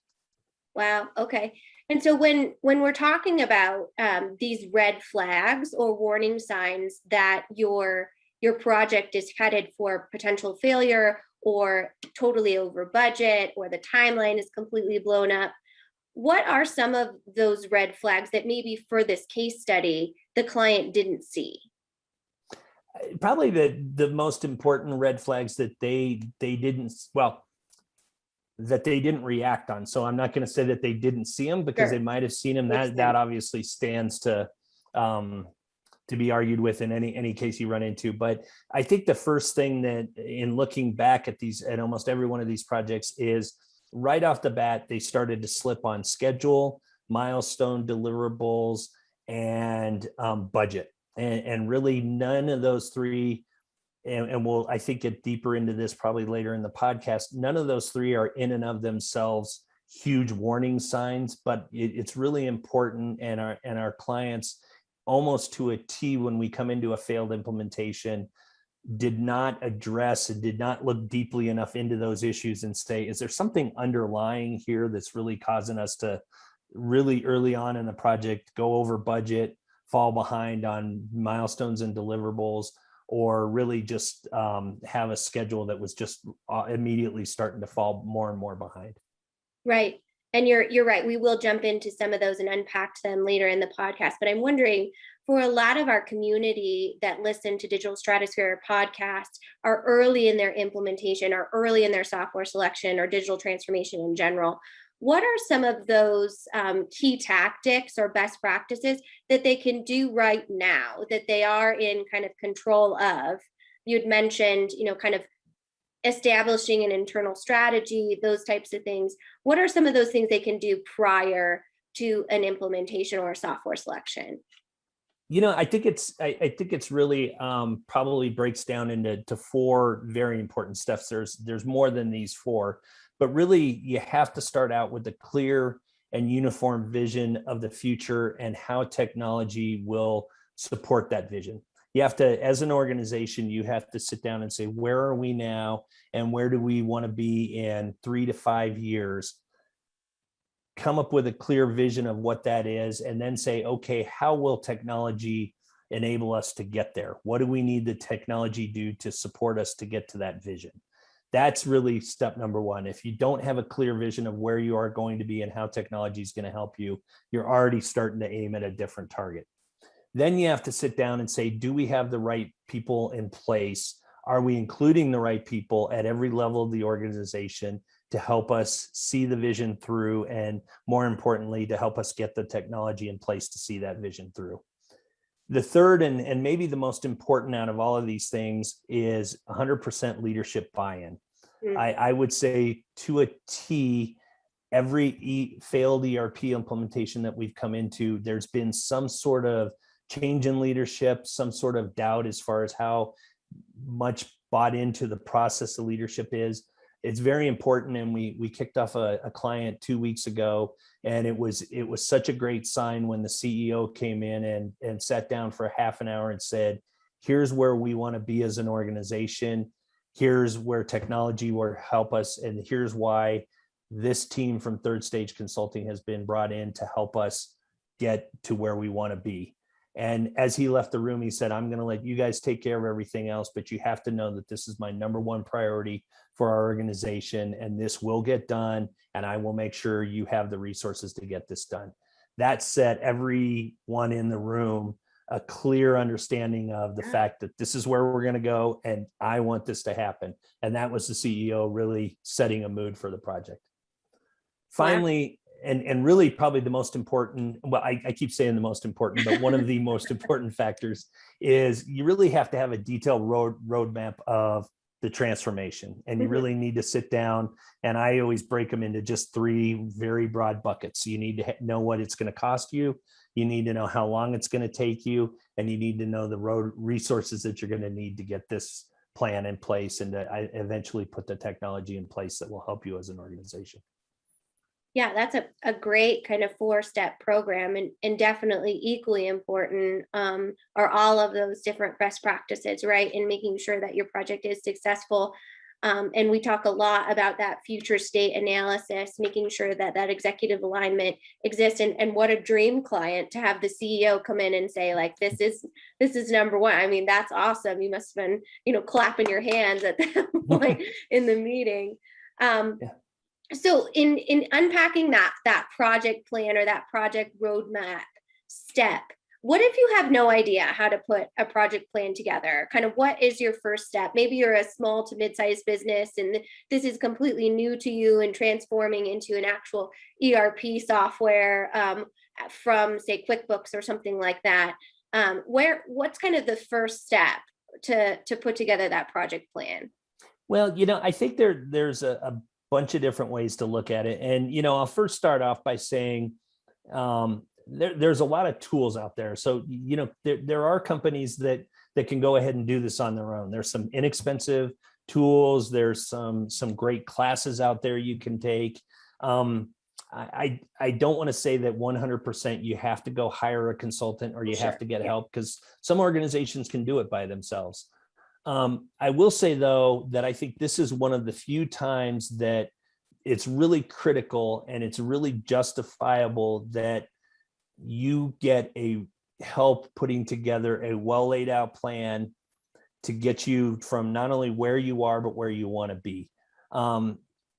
Again, a good plan is not going to guarantee success, but when they talk about failing to plan is planning to fail, I think this is a really important way to look at it. And so if you're going to look at any of your technology spend throughout an ERP implementation or a digital transformation, there's probably no more critical time to get the steps right and to put your money or invest your time and resources than in the planning phase. So I really have to say that this is the one time that it really pays to go out and get professional help, get people that can guide you through the steps that you need to take to put a plan in place and to really give yourself a vision of where you are and where you want to be. Yeah, building that strong foundation, right? We probably, you and I don't know about your, handiwork, but I probably wouldn't go out and start to build a house myself. I might be fully capable of it, but there's just, expertise that you might not see there. And then the project plan sounds like, it's critical to actually ensuring that overall strategy is aligned and that you're letting the strategy lead the technology, as opposed to that failure point, which I know you and your colleagues talk about a lot, is letting the technology lead the strategy, as opposed to that. But not to cut you off, but I think this is, I really want to elaborate on one thing you just said. And I think everyone watching this at some point in time in their life has gone through a home improvement project. There are times when you can get on the Home Depot website, you could go out there, you can learn how to tile, you can learn how to hang a bookshelf. There's certain things that it really doesn't pay to go hire a contractor to hang a bookshelf in your house. However, if you're going to add a room onto your house, if you're going to try and bust a hole in your wall to put in a sliding glass door, there's times when you say, you know what, it really pays to go out and really get a professional to help guide me through this plan. You might be able to do a lot of it yourself, but it really it pays to go ahead and pay someone who knows what they're talking about and can really guide you through the steps. Yeah. So it sounds like the DIY implementation is not recommended. Not always. Yes, exactly. Well, this has been a great conversation. It's great, I think, for our audience to identify some areas in which they can point out some early warning signs that their project may be in trouble, to invest in a health check, or to look for some expertise throughout the digital transformation process. Excuse me. But we're going to take a quick break and come back, and Nate and I are going to talk about some more early warning signs and kind of really dig into the controllables for our clients and our audience to be aware of when their project is in trouble. So we'll be right back.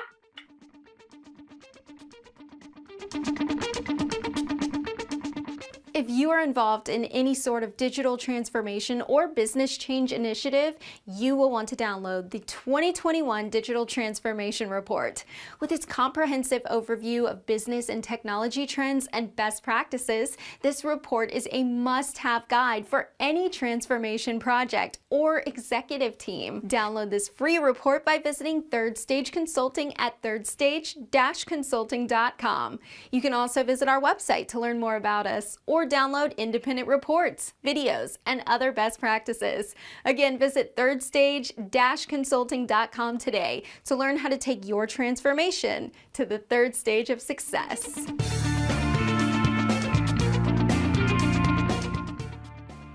Welcome back to Digital Stratosphere Podcast. I'm Kyler Cheatham. I'm speaking with Nate Stroeher from Third Stage Consulting about early signs for when your implementation may be in trouble or when your project may be suffering. So let's jump back in, Nate. Before the break, we kind of scratched the surface on what exactly an ERP implementation is, and making sure that those best practices are activated for your business before actually looking into what might be your warning signs when you're down the road in your implementation.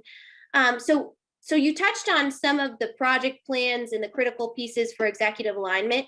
What are some other examples of early warning signs in a project that may be in trouble?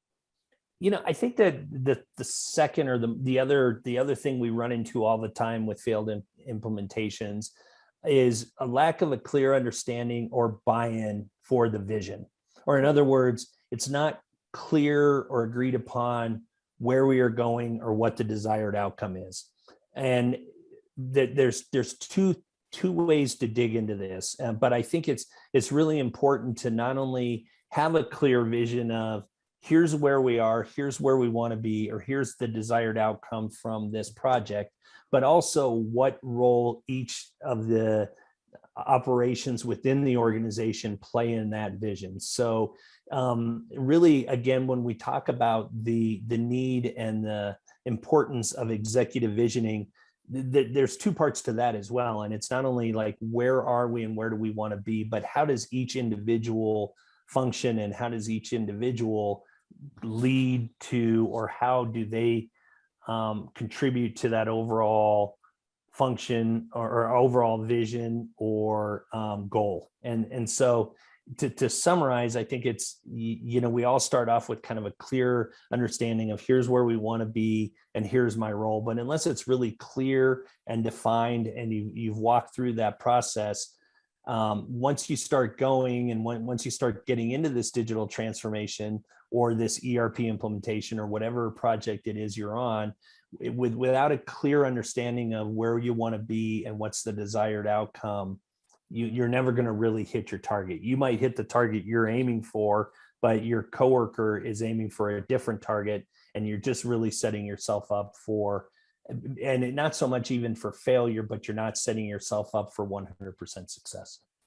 Yeah, absolutely. And that is a great tie back to our podcast episode last week with Braden, your peer, who talked about maximizing your ROI for your implementation and making sure that you are optimizing all of those, not only business processes, but organizational change management and overall communication with your organization to make sure everybody just knows what they're doing. So that makes a lot of sense.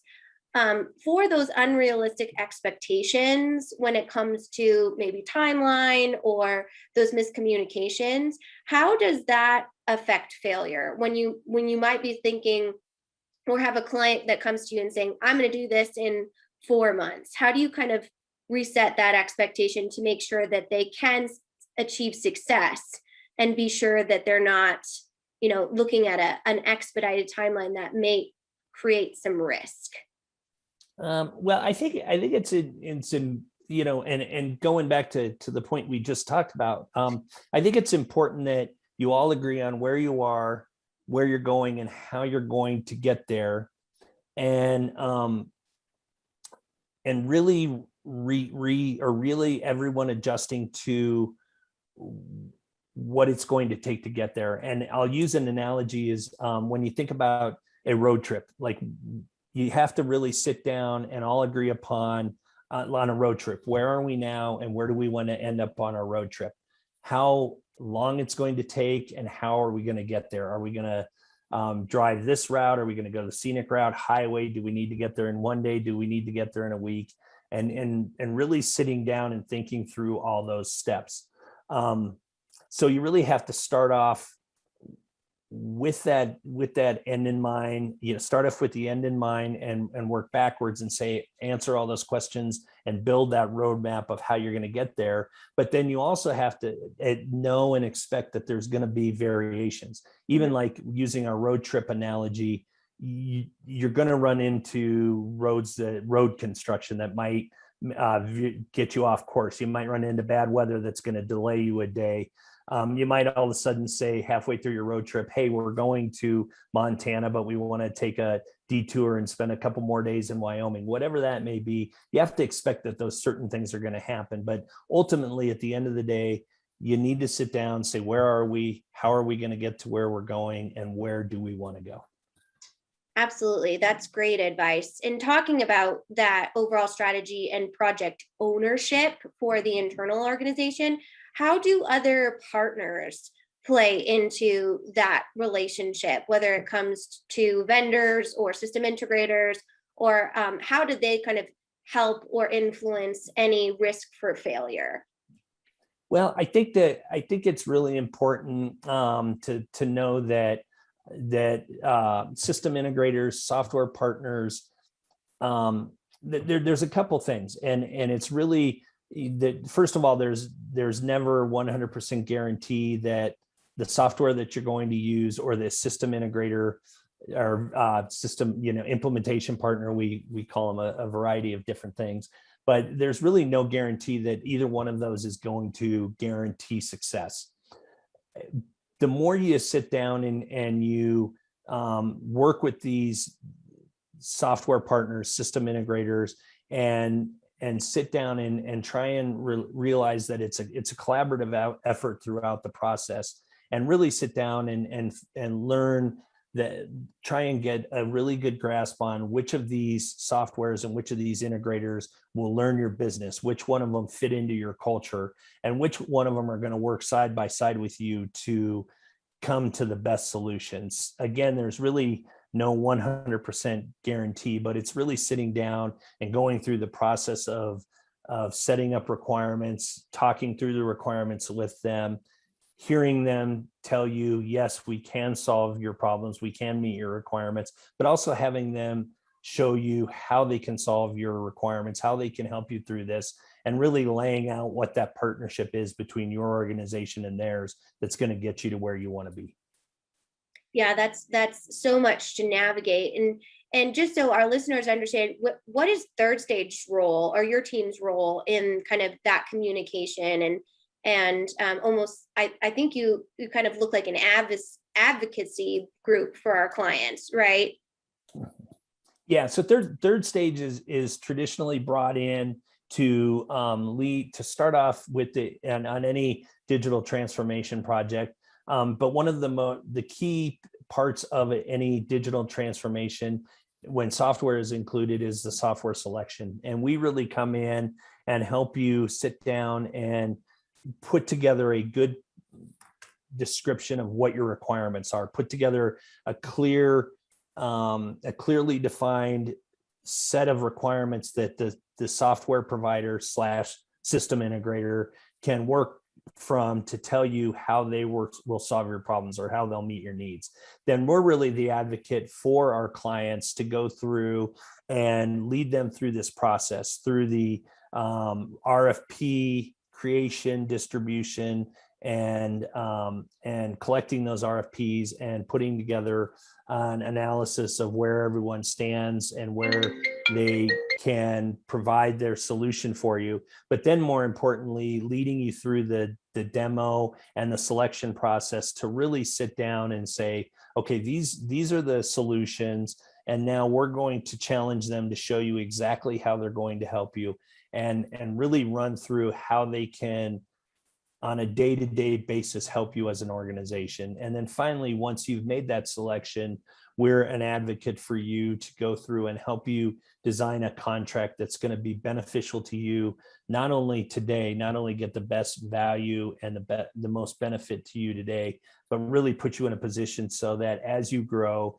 and as you stick with this software, because you want to stick with these softwares once you've taken the time to implement them, to really sit down and say, okay, if we're going to have this software from anywhere from the next 5 to 10 years, how are we going to put ourselves in a position that we don't back ourselves into a corner, or that we don't get hung over the barrel? So a software company says, they've invested all this time to implement our software, now we're just going to keep raising the prices and lower our service. We want to give you the most beneficial position to be in, to really let you know that you're going to have the best package today, tomorrow, and 10 years from now.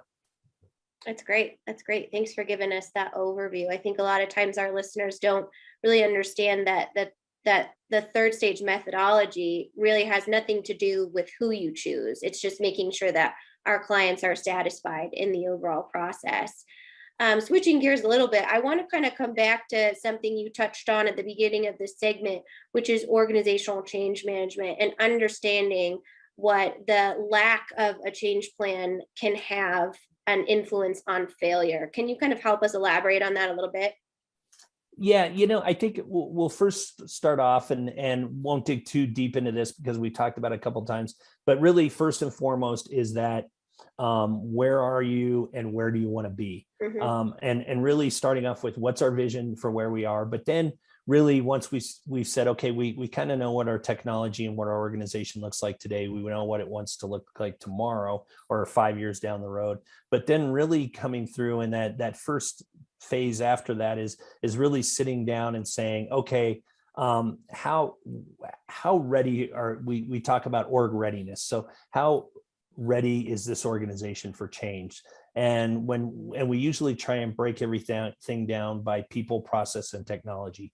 So how ready is our staff to embrace this technology change? And a good example is we kicked off a client earlier this month that is literally going from a green screen technology that they implemented 25 years ago to what's obviously going to be the most current up-to-date software, really kind of some cutting edge technology from a manufacturing point of view. These people are really, really good at what they do. They've built great processes, but they also to a T all realize that running the / commands, working off a green screen is going to be 100% different than the navigation through a system. And then not only that, they're going to have so much more at their fingertips as far as data that's available, artificial intelligence, analytics, all those different things that really are major shifts in the way you do your job, not just allowing you to do your job better, but really changing the way you do your job. Right. Wow. That's a huge transition, and definitely very complicated. I know a lot of those green screen type of clients have that barrier of that kind of tribal knowledge too, right? Of, this is how we've done it for 40 years. And that's so valuable. But at the same time, transitioning that role is just so important to acknowledge that that's going to be a key risk or point of failure if we don't have a change plan, right? To your point, if we didn't understand how that would impact that person's roles and responsibilities within the organization. So lastly, if you were to pick one thing, and our CEO, Eric, hates when I do this to him on podcasts, so hopefully you don't feel the same way, but if you had to pick one major warning sign that you would have for our listeners that should just send sirens off when it comes to a digital transformation, what would it be? I would really say that it's all of these are warning signs and all are really critical, but I think it's really the number one warning sign is really when you start to hit those issues of budget, timeline, and scope, and when those all when you start to see some inconsistencies or start to notice that you're not on track and you're not on plan, then you really need to those can really be, and I would say that would really be the number one warning sign. I want to kind of take a step back though and say that you have to be careful with this, because kind of similar to like a health issue, every time you get a headache, you don't want to all of a sudden say, oh my God, this could be a major issue. I need to go to the hospital. I'm in really bad shape. But I think what you really need to do is once you start to see these warning signs, again, budget, missed milestones, deliverables, that sort of thing, you really need to sit there and say, as I'm seeing these warning signs, are they truly warning signs? Or did we miss a milestone, or did we fall behind because we had an emergency within the organization and we just couldn't address this week, and we'll be able to make it up over the next month? Or did we come in and we said, you know what, we really don't have this project plan put in place that is guaranteeing success. We don't have the right resources. We're a week behind after 1 month of the project, and we really need to take a step back and put the brakes on and say, this is a major issue, or this this is a major issue. How are we going to correct it? Or no, this isn't really a big issue. Let's just make sure we monitor it and correct it in the future. So again, I kind of go back to what I talked about earlier, and it's not really so much that those warning signs are in place, but really finding out what's behind those warning signs and see if there's any structural issues that are in place or that are failing that are going to lead to overall failure of the project. Right. So it sounds like being mindful and aware of the process, and not overreacting, but understanding. I think that's great advice. All right, good stuff. Thanks, Nate. That's great insights into what makes a project troubled, but also more importantly, what are those warning signs that you need to watch for as you go through an implementation. So thank you for that great insight there. We've got one more clip we're going to show you in this show that's related to the software implementations in general. We're going to talk about implementation readiness. And this next one's about a 30-minute clip we're going to play you. A recent presentation that Greg Benton from our team gave at a recent Digital Stratosphere event that we hosted in Europe, in the UK, earlier this year. So we're going to play you that clip here in just a moment. But first, we're going to take a quick break. We'll be back with more Transformation Ground Control.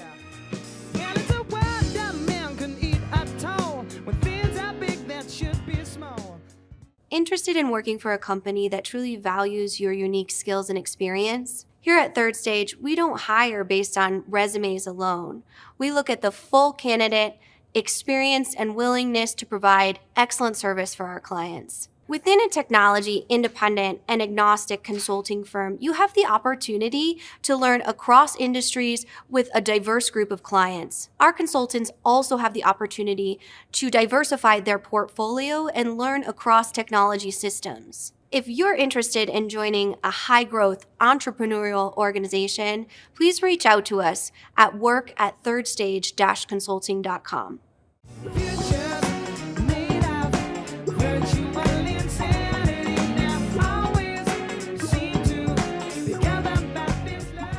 Hello, welcome back to Transformation Ground Control, episode number 150. My name is Eric Kimberling, here with Cheatham, and you can find new episodes of this show every Wednesday at transformationgroundcontrol.com. I'm excited for our next guest, Greg Benton, who's been on the show many times in the past, but this time we're going to play you a recording of a presentation he recently gave at a Digital Stratosphere event that we hosted in Europe, just outside of London in the UK. Earlier this year, he and I were there hosting and facilitating this conference with a bunch of CIOs and subject matter experts in the UK. And in this particular presentation, the reason we wanted to play this presentation for you here today is because it's Greg talking about implementation readiness and the things you should be thinking about to get ready for an implementation and to ensure that your software implementation stays on track throughout. So let's roll this clip of the presentation of Greg Benton talking about implementation readiness. So you'll see some information in here. We'll pass out some handouts as well that really will speak to some of the tools that we use to get to some of the decision process that needs to be made.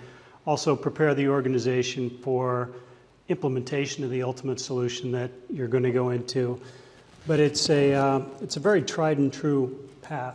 And ERP, as we've been talking about all the way along, has really evolved over the last decade or so. It's moved away from being a single software vendor type of delivery to everything that is involved in what we call the ecosystem surrounding your enterprise. So it's really evolved from ERP to digital enterprise operations. So Eric and I have done a video on the death of ERP. It got tons of views. I mean, lots of attention. But it really should be the death of ERP, long live EDO, so digital enterprise operations. If you see the core supply chain, finance, payroll, human capital, what we think of as ERP, that is always surrounded by other applications, CRM, asset management, on and on and on. All of those are interrelated, all of them are interconnected, and you have to be looking at the full picture, not just one single part of that. So traditional ERP implementations have always been very siloed. And so you get very disconnected processes, very disconnected people, and very often facilities all over the world that have been really conducting their own planning and execution of upgrades, of implementing new software solutions, to take care of certain business requirements, but they haven't been united. And they haven't really been looking at improving process in the way that will forward the organization, that will bring value to the organization, right? So we have an equation for that. It's new software plus old processes equals expensive old processes, EOP. So if you look at that strategy, selection, phase 0 preparation of the organization, and program management along the way, that entire continuum, right? Then you really look at a different equation. New processes plus new technology equals digital enterprise operations. Digital transformation pillars that we look at in every organization that we come in contact with are all the same. It's going back to Eric's diagram with all of the arrows. This is tried and true. It's been the same way for the last 5 or 6 years. It's going to be the same way for the next decade. The transformation enablers, process, technical, people, and business drivers, right? These are the transformation layers that allow us to get to exactly what is the plan going forward, what does our journey map look like over the next 5, 10 years, that full-term horizon, and how do we get there?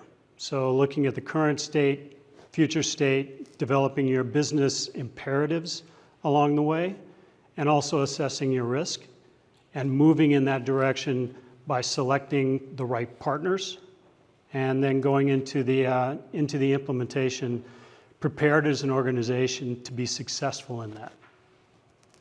So mapping the transformation journey is really the first part. And again, this happens before you've selected a vendor, or maybe you have a vendor that may be something that is kind of a leading choice, or you may be looking at staying with your existing systems and processes and optimizing those existing systems and processes.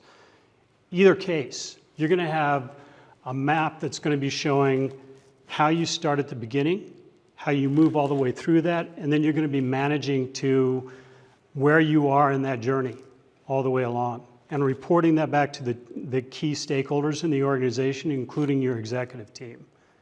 So all of this is a part of that preparation of the organization to move forward in a major undertaking. Most of the people we talk to are doing this for once in the next 20 years, right? Big decision, big imperatives along the way, but also a big return on that total investment. Part of that is understanding what your total cost of ownership is going to be. And very often, from a tactical standpoint, this is missed in the very beginning. People undertake a technology change for the sake of that technology change. They feel that processes are broken, that things are not working, and so they select a software vendor and they move forward into that stage 1 of digital transformation that we talked about.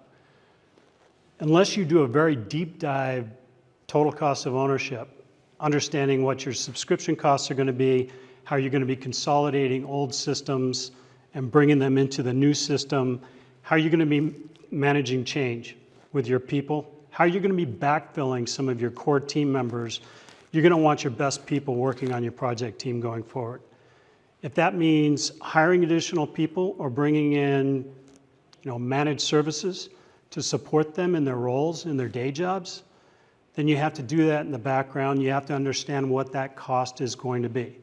So you have to understand your internal costs, your external costs, your chief financial officers and CEOs are going to want to know from an operational standpoint what it's going to cost me, from a capital expenditure standpoint what it's going to cost me. And so putting together this type of an artifact and doing a very deep dive on exactly what it will cost happens before you choose a software vendor partner or vendors in terms of a hybrid solution, because those can all be factored in later to really drill down to what the actual cost is going to be. But you have to, for your business case up front, understand exactly what this is going to look like going forward. So we were talking a little bit earlier about ROI. 2 things. One is without the total cost of ownership or really a relative cost of ownership for any solution going forward, you can't establish what your return on investment is going to be. So that's kind of a misunderstanding that I think has been propagated on the market, again, by software vendors, because they tell you the best practices are going to produce this type of return on our software. They call it value engineering internally, right? But they use industry standards that very often don't reflect what your business is going to go through in terms of this total cost. They don't reflect the internal cost for your teams to be dedicated to an implementation over the next couple of years. It doesn't take into account a lot of the factors that you saw in the TCO modeling. So that has to go into offsetting the formula here, where the return has got to be based on your actual numbers, what you expect to save in time, in effort, in the value of the data that you're able to get out of the systems in the implementation of a new software solution, right?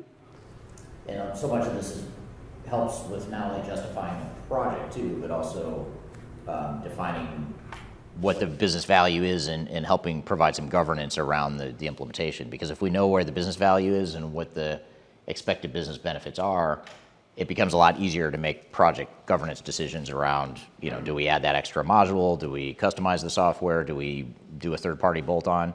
And make those game time decisions in the context of where's the business value. And if we can't deliver business value within that decision, then it's probably not the right decision to make. But if we can justify it with business value, then we can. So I think a lot of times organizations do a business case if they're lucky enough or if they're proactive enough to do one in the first place. Even those organizations will do a business case.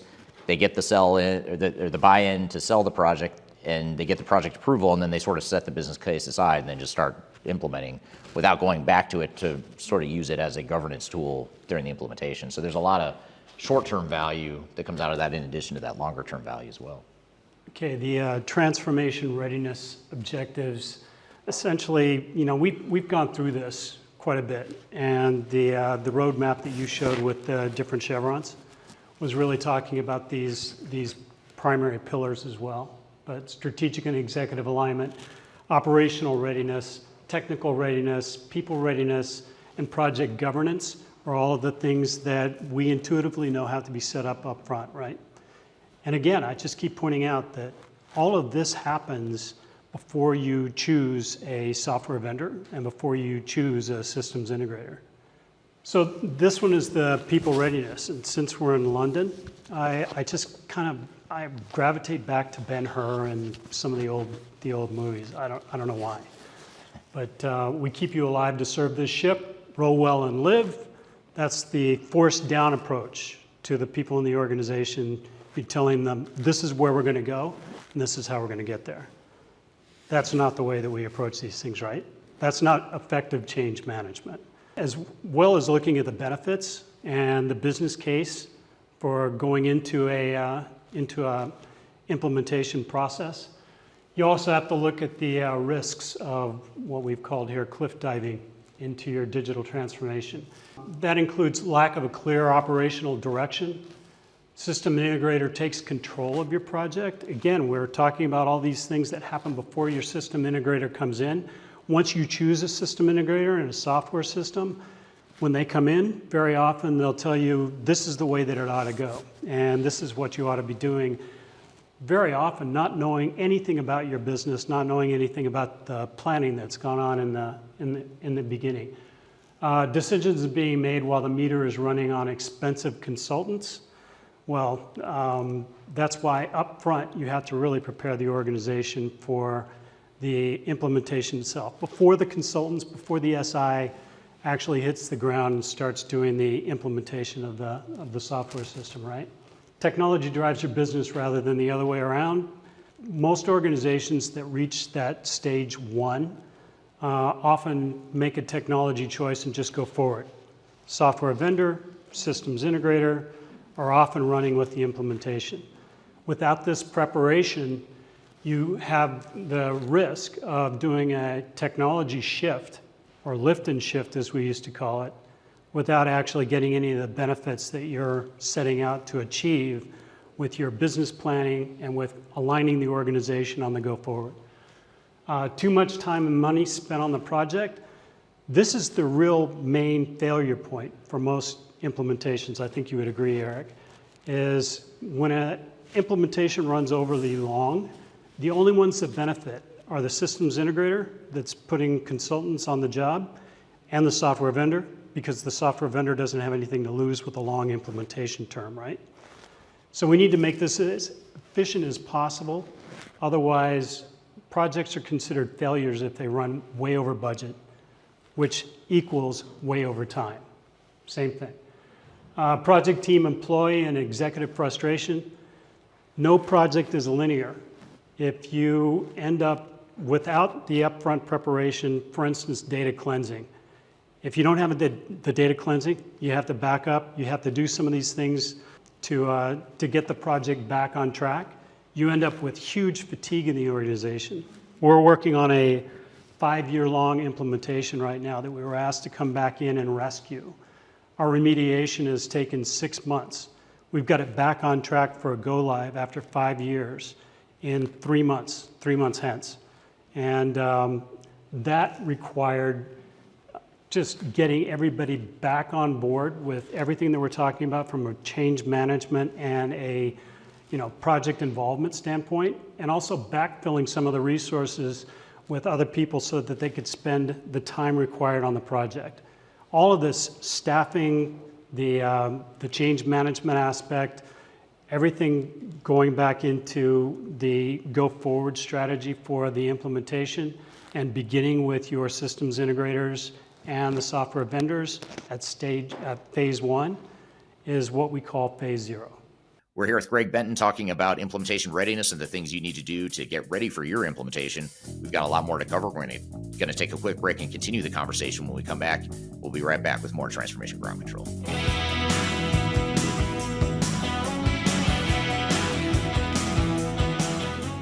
Hi, this is Eric Kimberling with Third Stage Consulting and your host of Transformation Ground Control.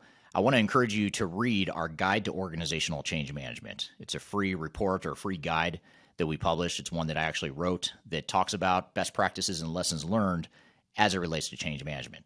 So as you know, on this podcast, we cover a lot of stuff related to the human sides of change, organizational change management, including training, communications, org design, all kinds of stuff as it relates to change management. So if you're trying to learn more about change management, or you're looking for more direction and ideas on how to get started on your change management strategy and your overall journey, be sure to check out this guide. You can read it by scanning the QR code on the screen in front of you, or in the links below for this particular podcast episode.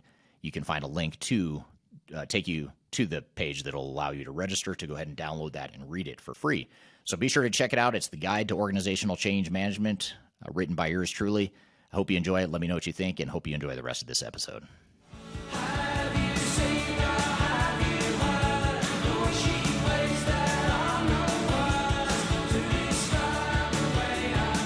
Hello, welcome back to Transformation Ground Control, episode number 150. My name is Eric Kimberling here with Kyla Cheatham. You can find new episodes of the show every Wednesday at transformationgroundcontrol.com. Thank you for being here today.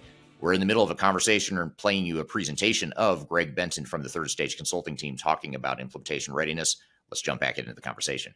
The partner first approach really is just all about choosing that software vendor or vendors. There may be many vendors in that ecosystem that we talked about. Also, a few systems integrators. In many cases, there will be certified people that will be installing or implementing some aspects of the solution. For instance, a CRM that's different from an ERP system. You may have a different systems integrator or wrench turner working on the CRM implementation at the same time that you're implementing core ERP over the rest of the organization. Managing all of those different pieces is really putting the client or the customer at the center and having everyone work in concert all the way through. We refer to this as a competency matrix. So bringing the right people together. I've been saying this all the way through the presentation. Everything that we've been talking about, including organizational preparedness, happens before you have your systems integrator and your software vendor chosen. Generally, you'll pick the software vendor before you pick the systems integrator that's going to be implementing the solution, right? So all of that upfront piece is what we term advisory.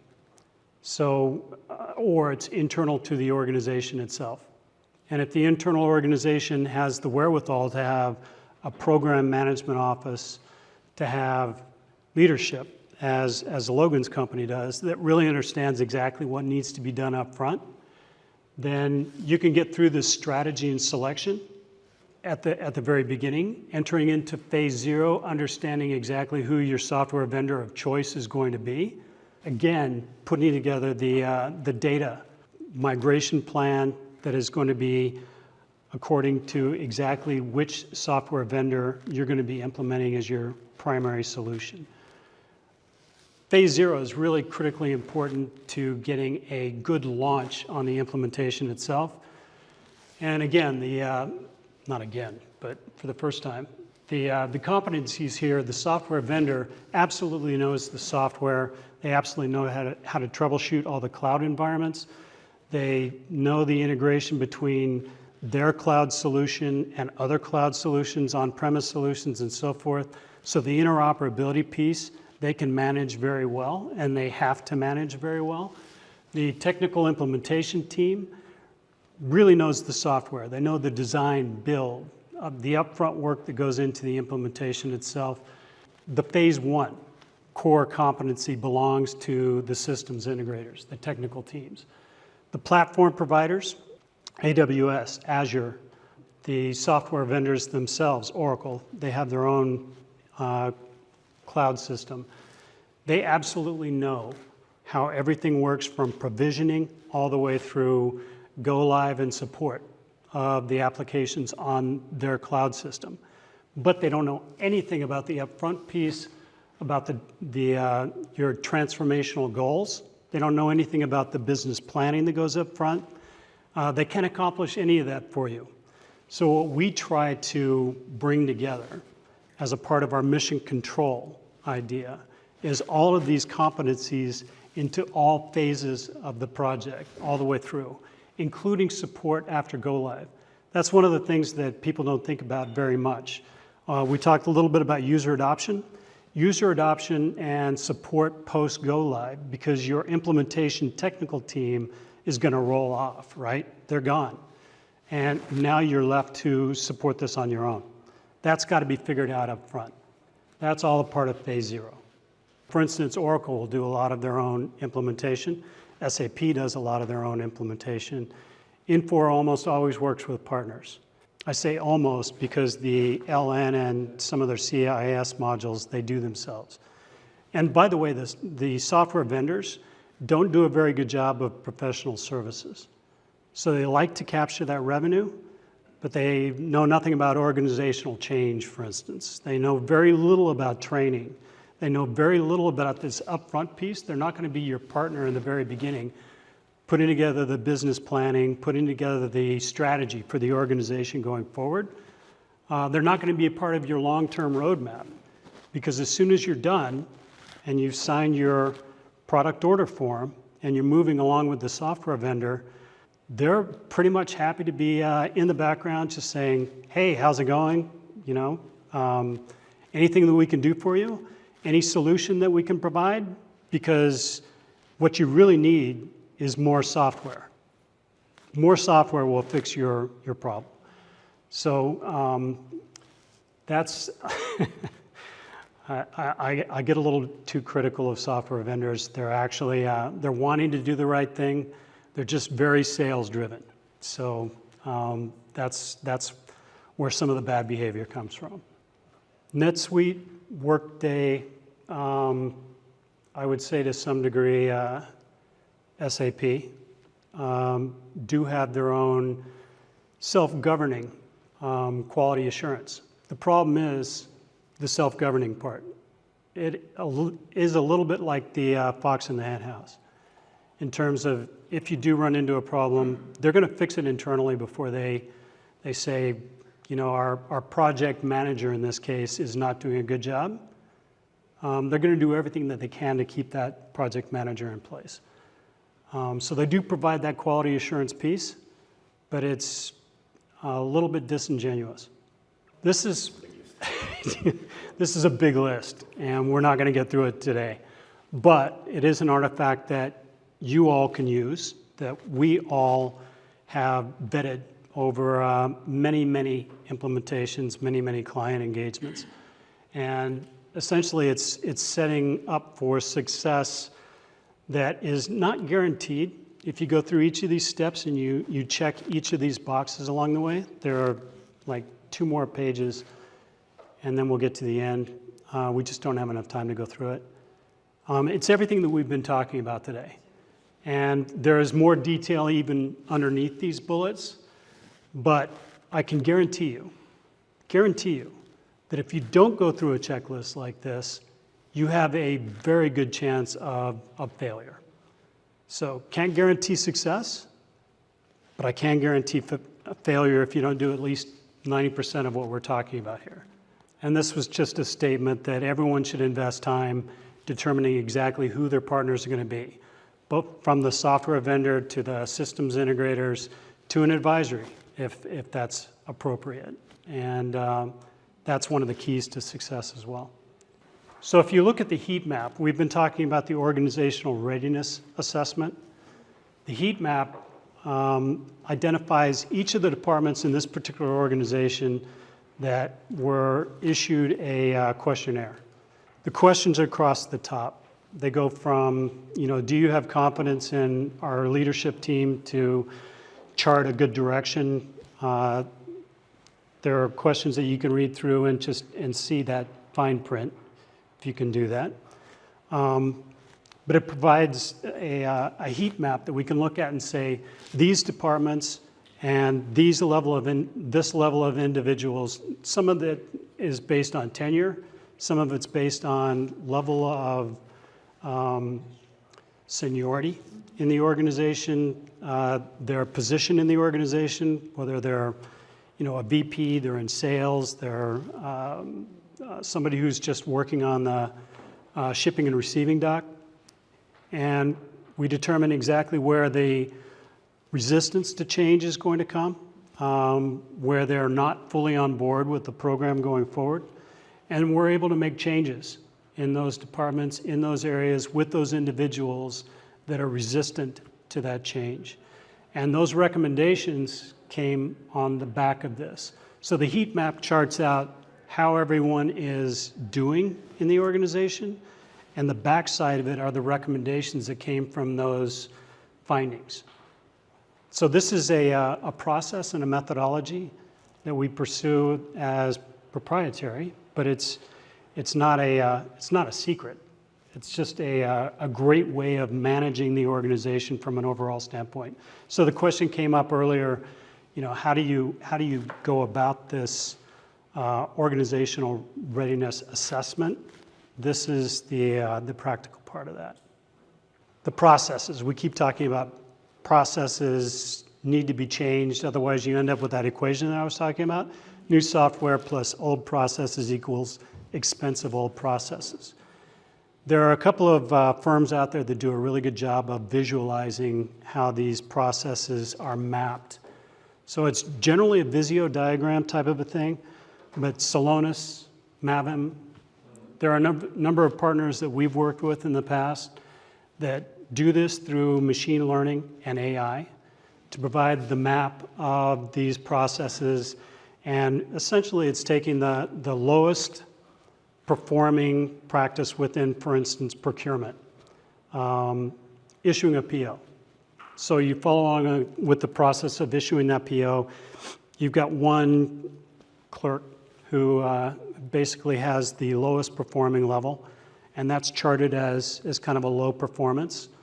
The highest performing level is charted as a high performance. And what you really want to get is you want to have a middle level performance so that everyone reaches a standard or achieves a standard of performance in that given work stream, right? And when we map that out and chart it like this, it becomes very visible in terms of what we need to do to affect change. And this is an incredible process. So when we talk about process mapping.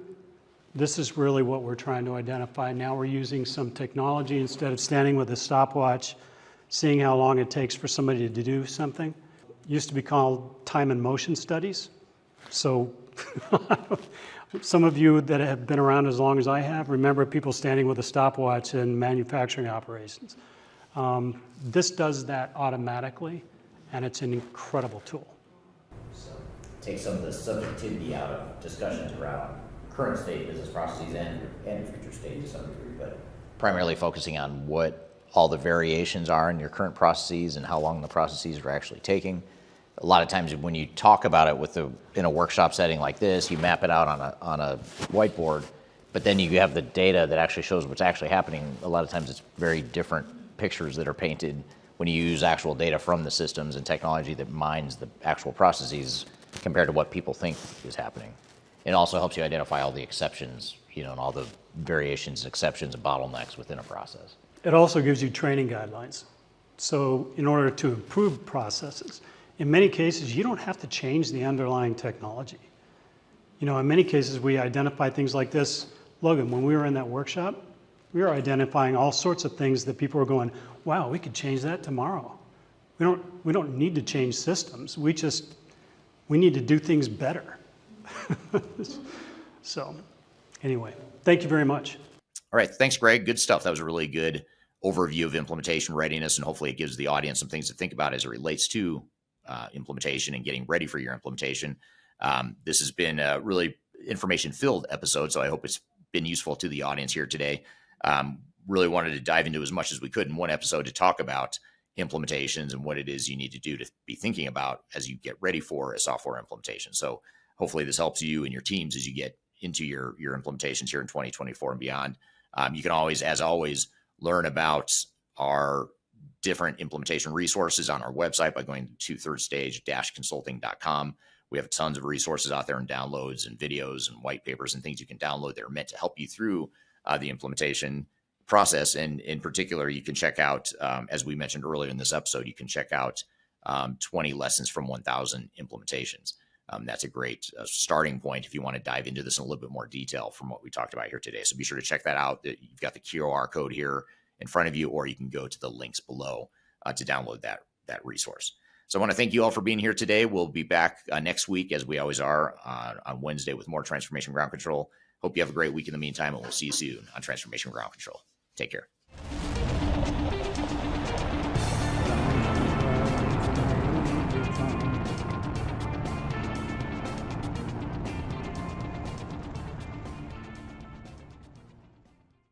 There we go. Let me get that. Say hi. Oh, there he is. Just how I looked at the empty chair. Yeah, I saw that. Now it can cut to both of us, but now the problem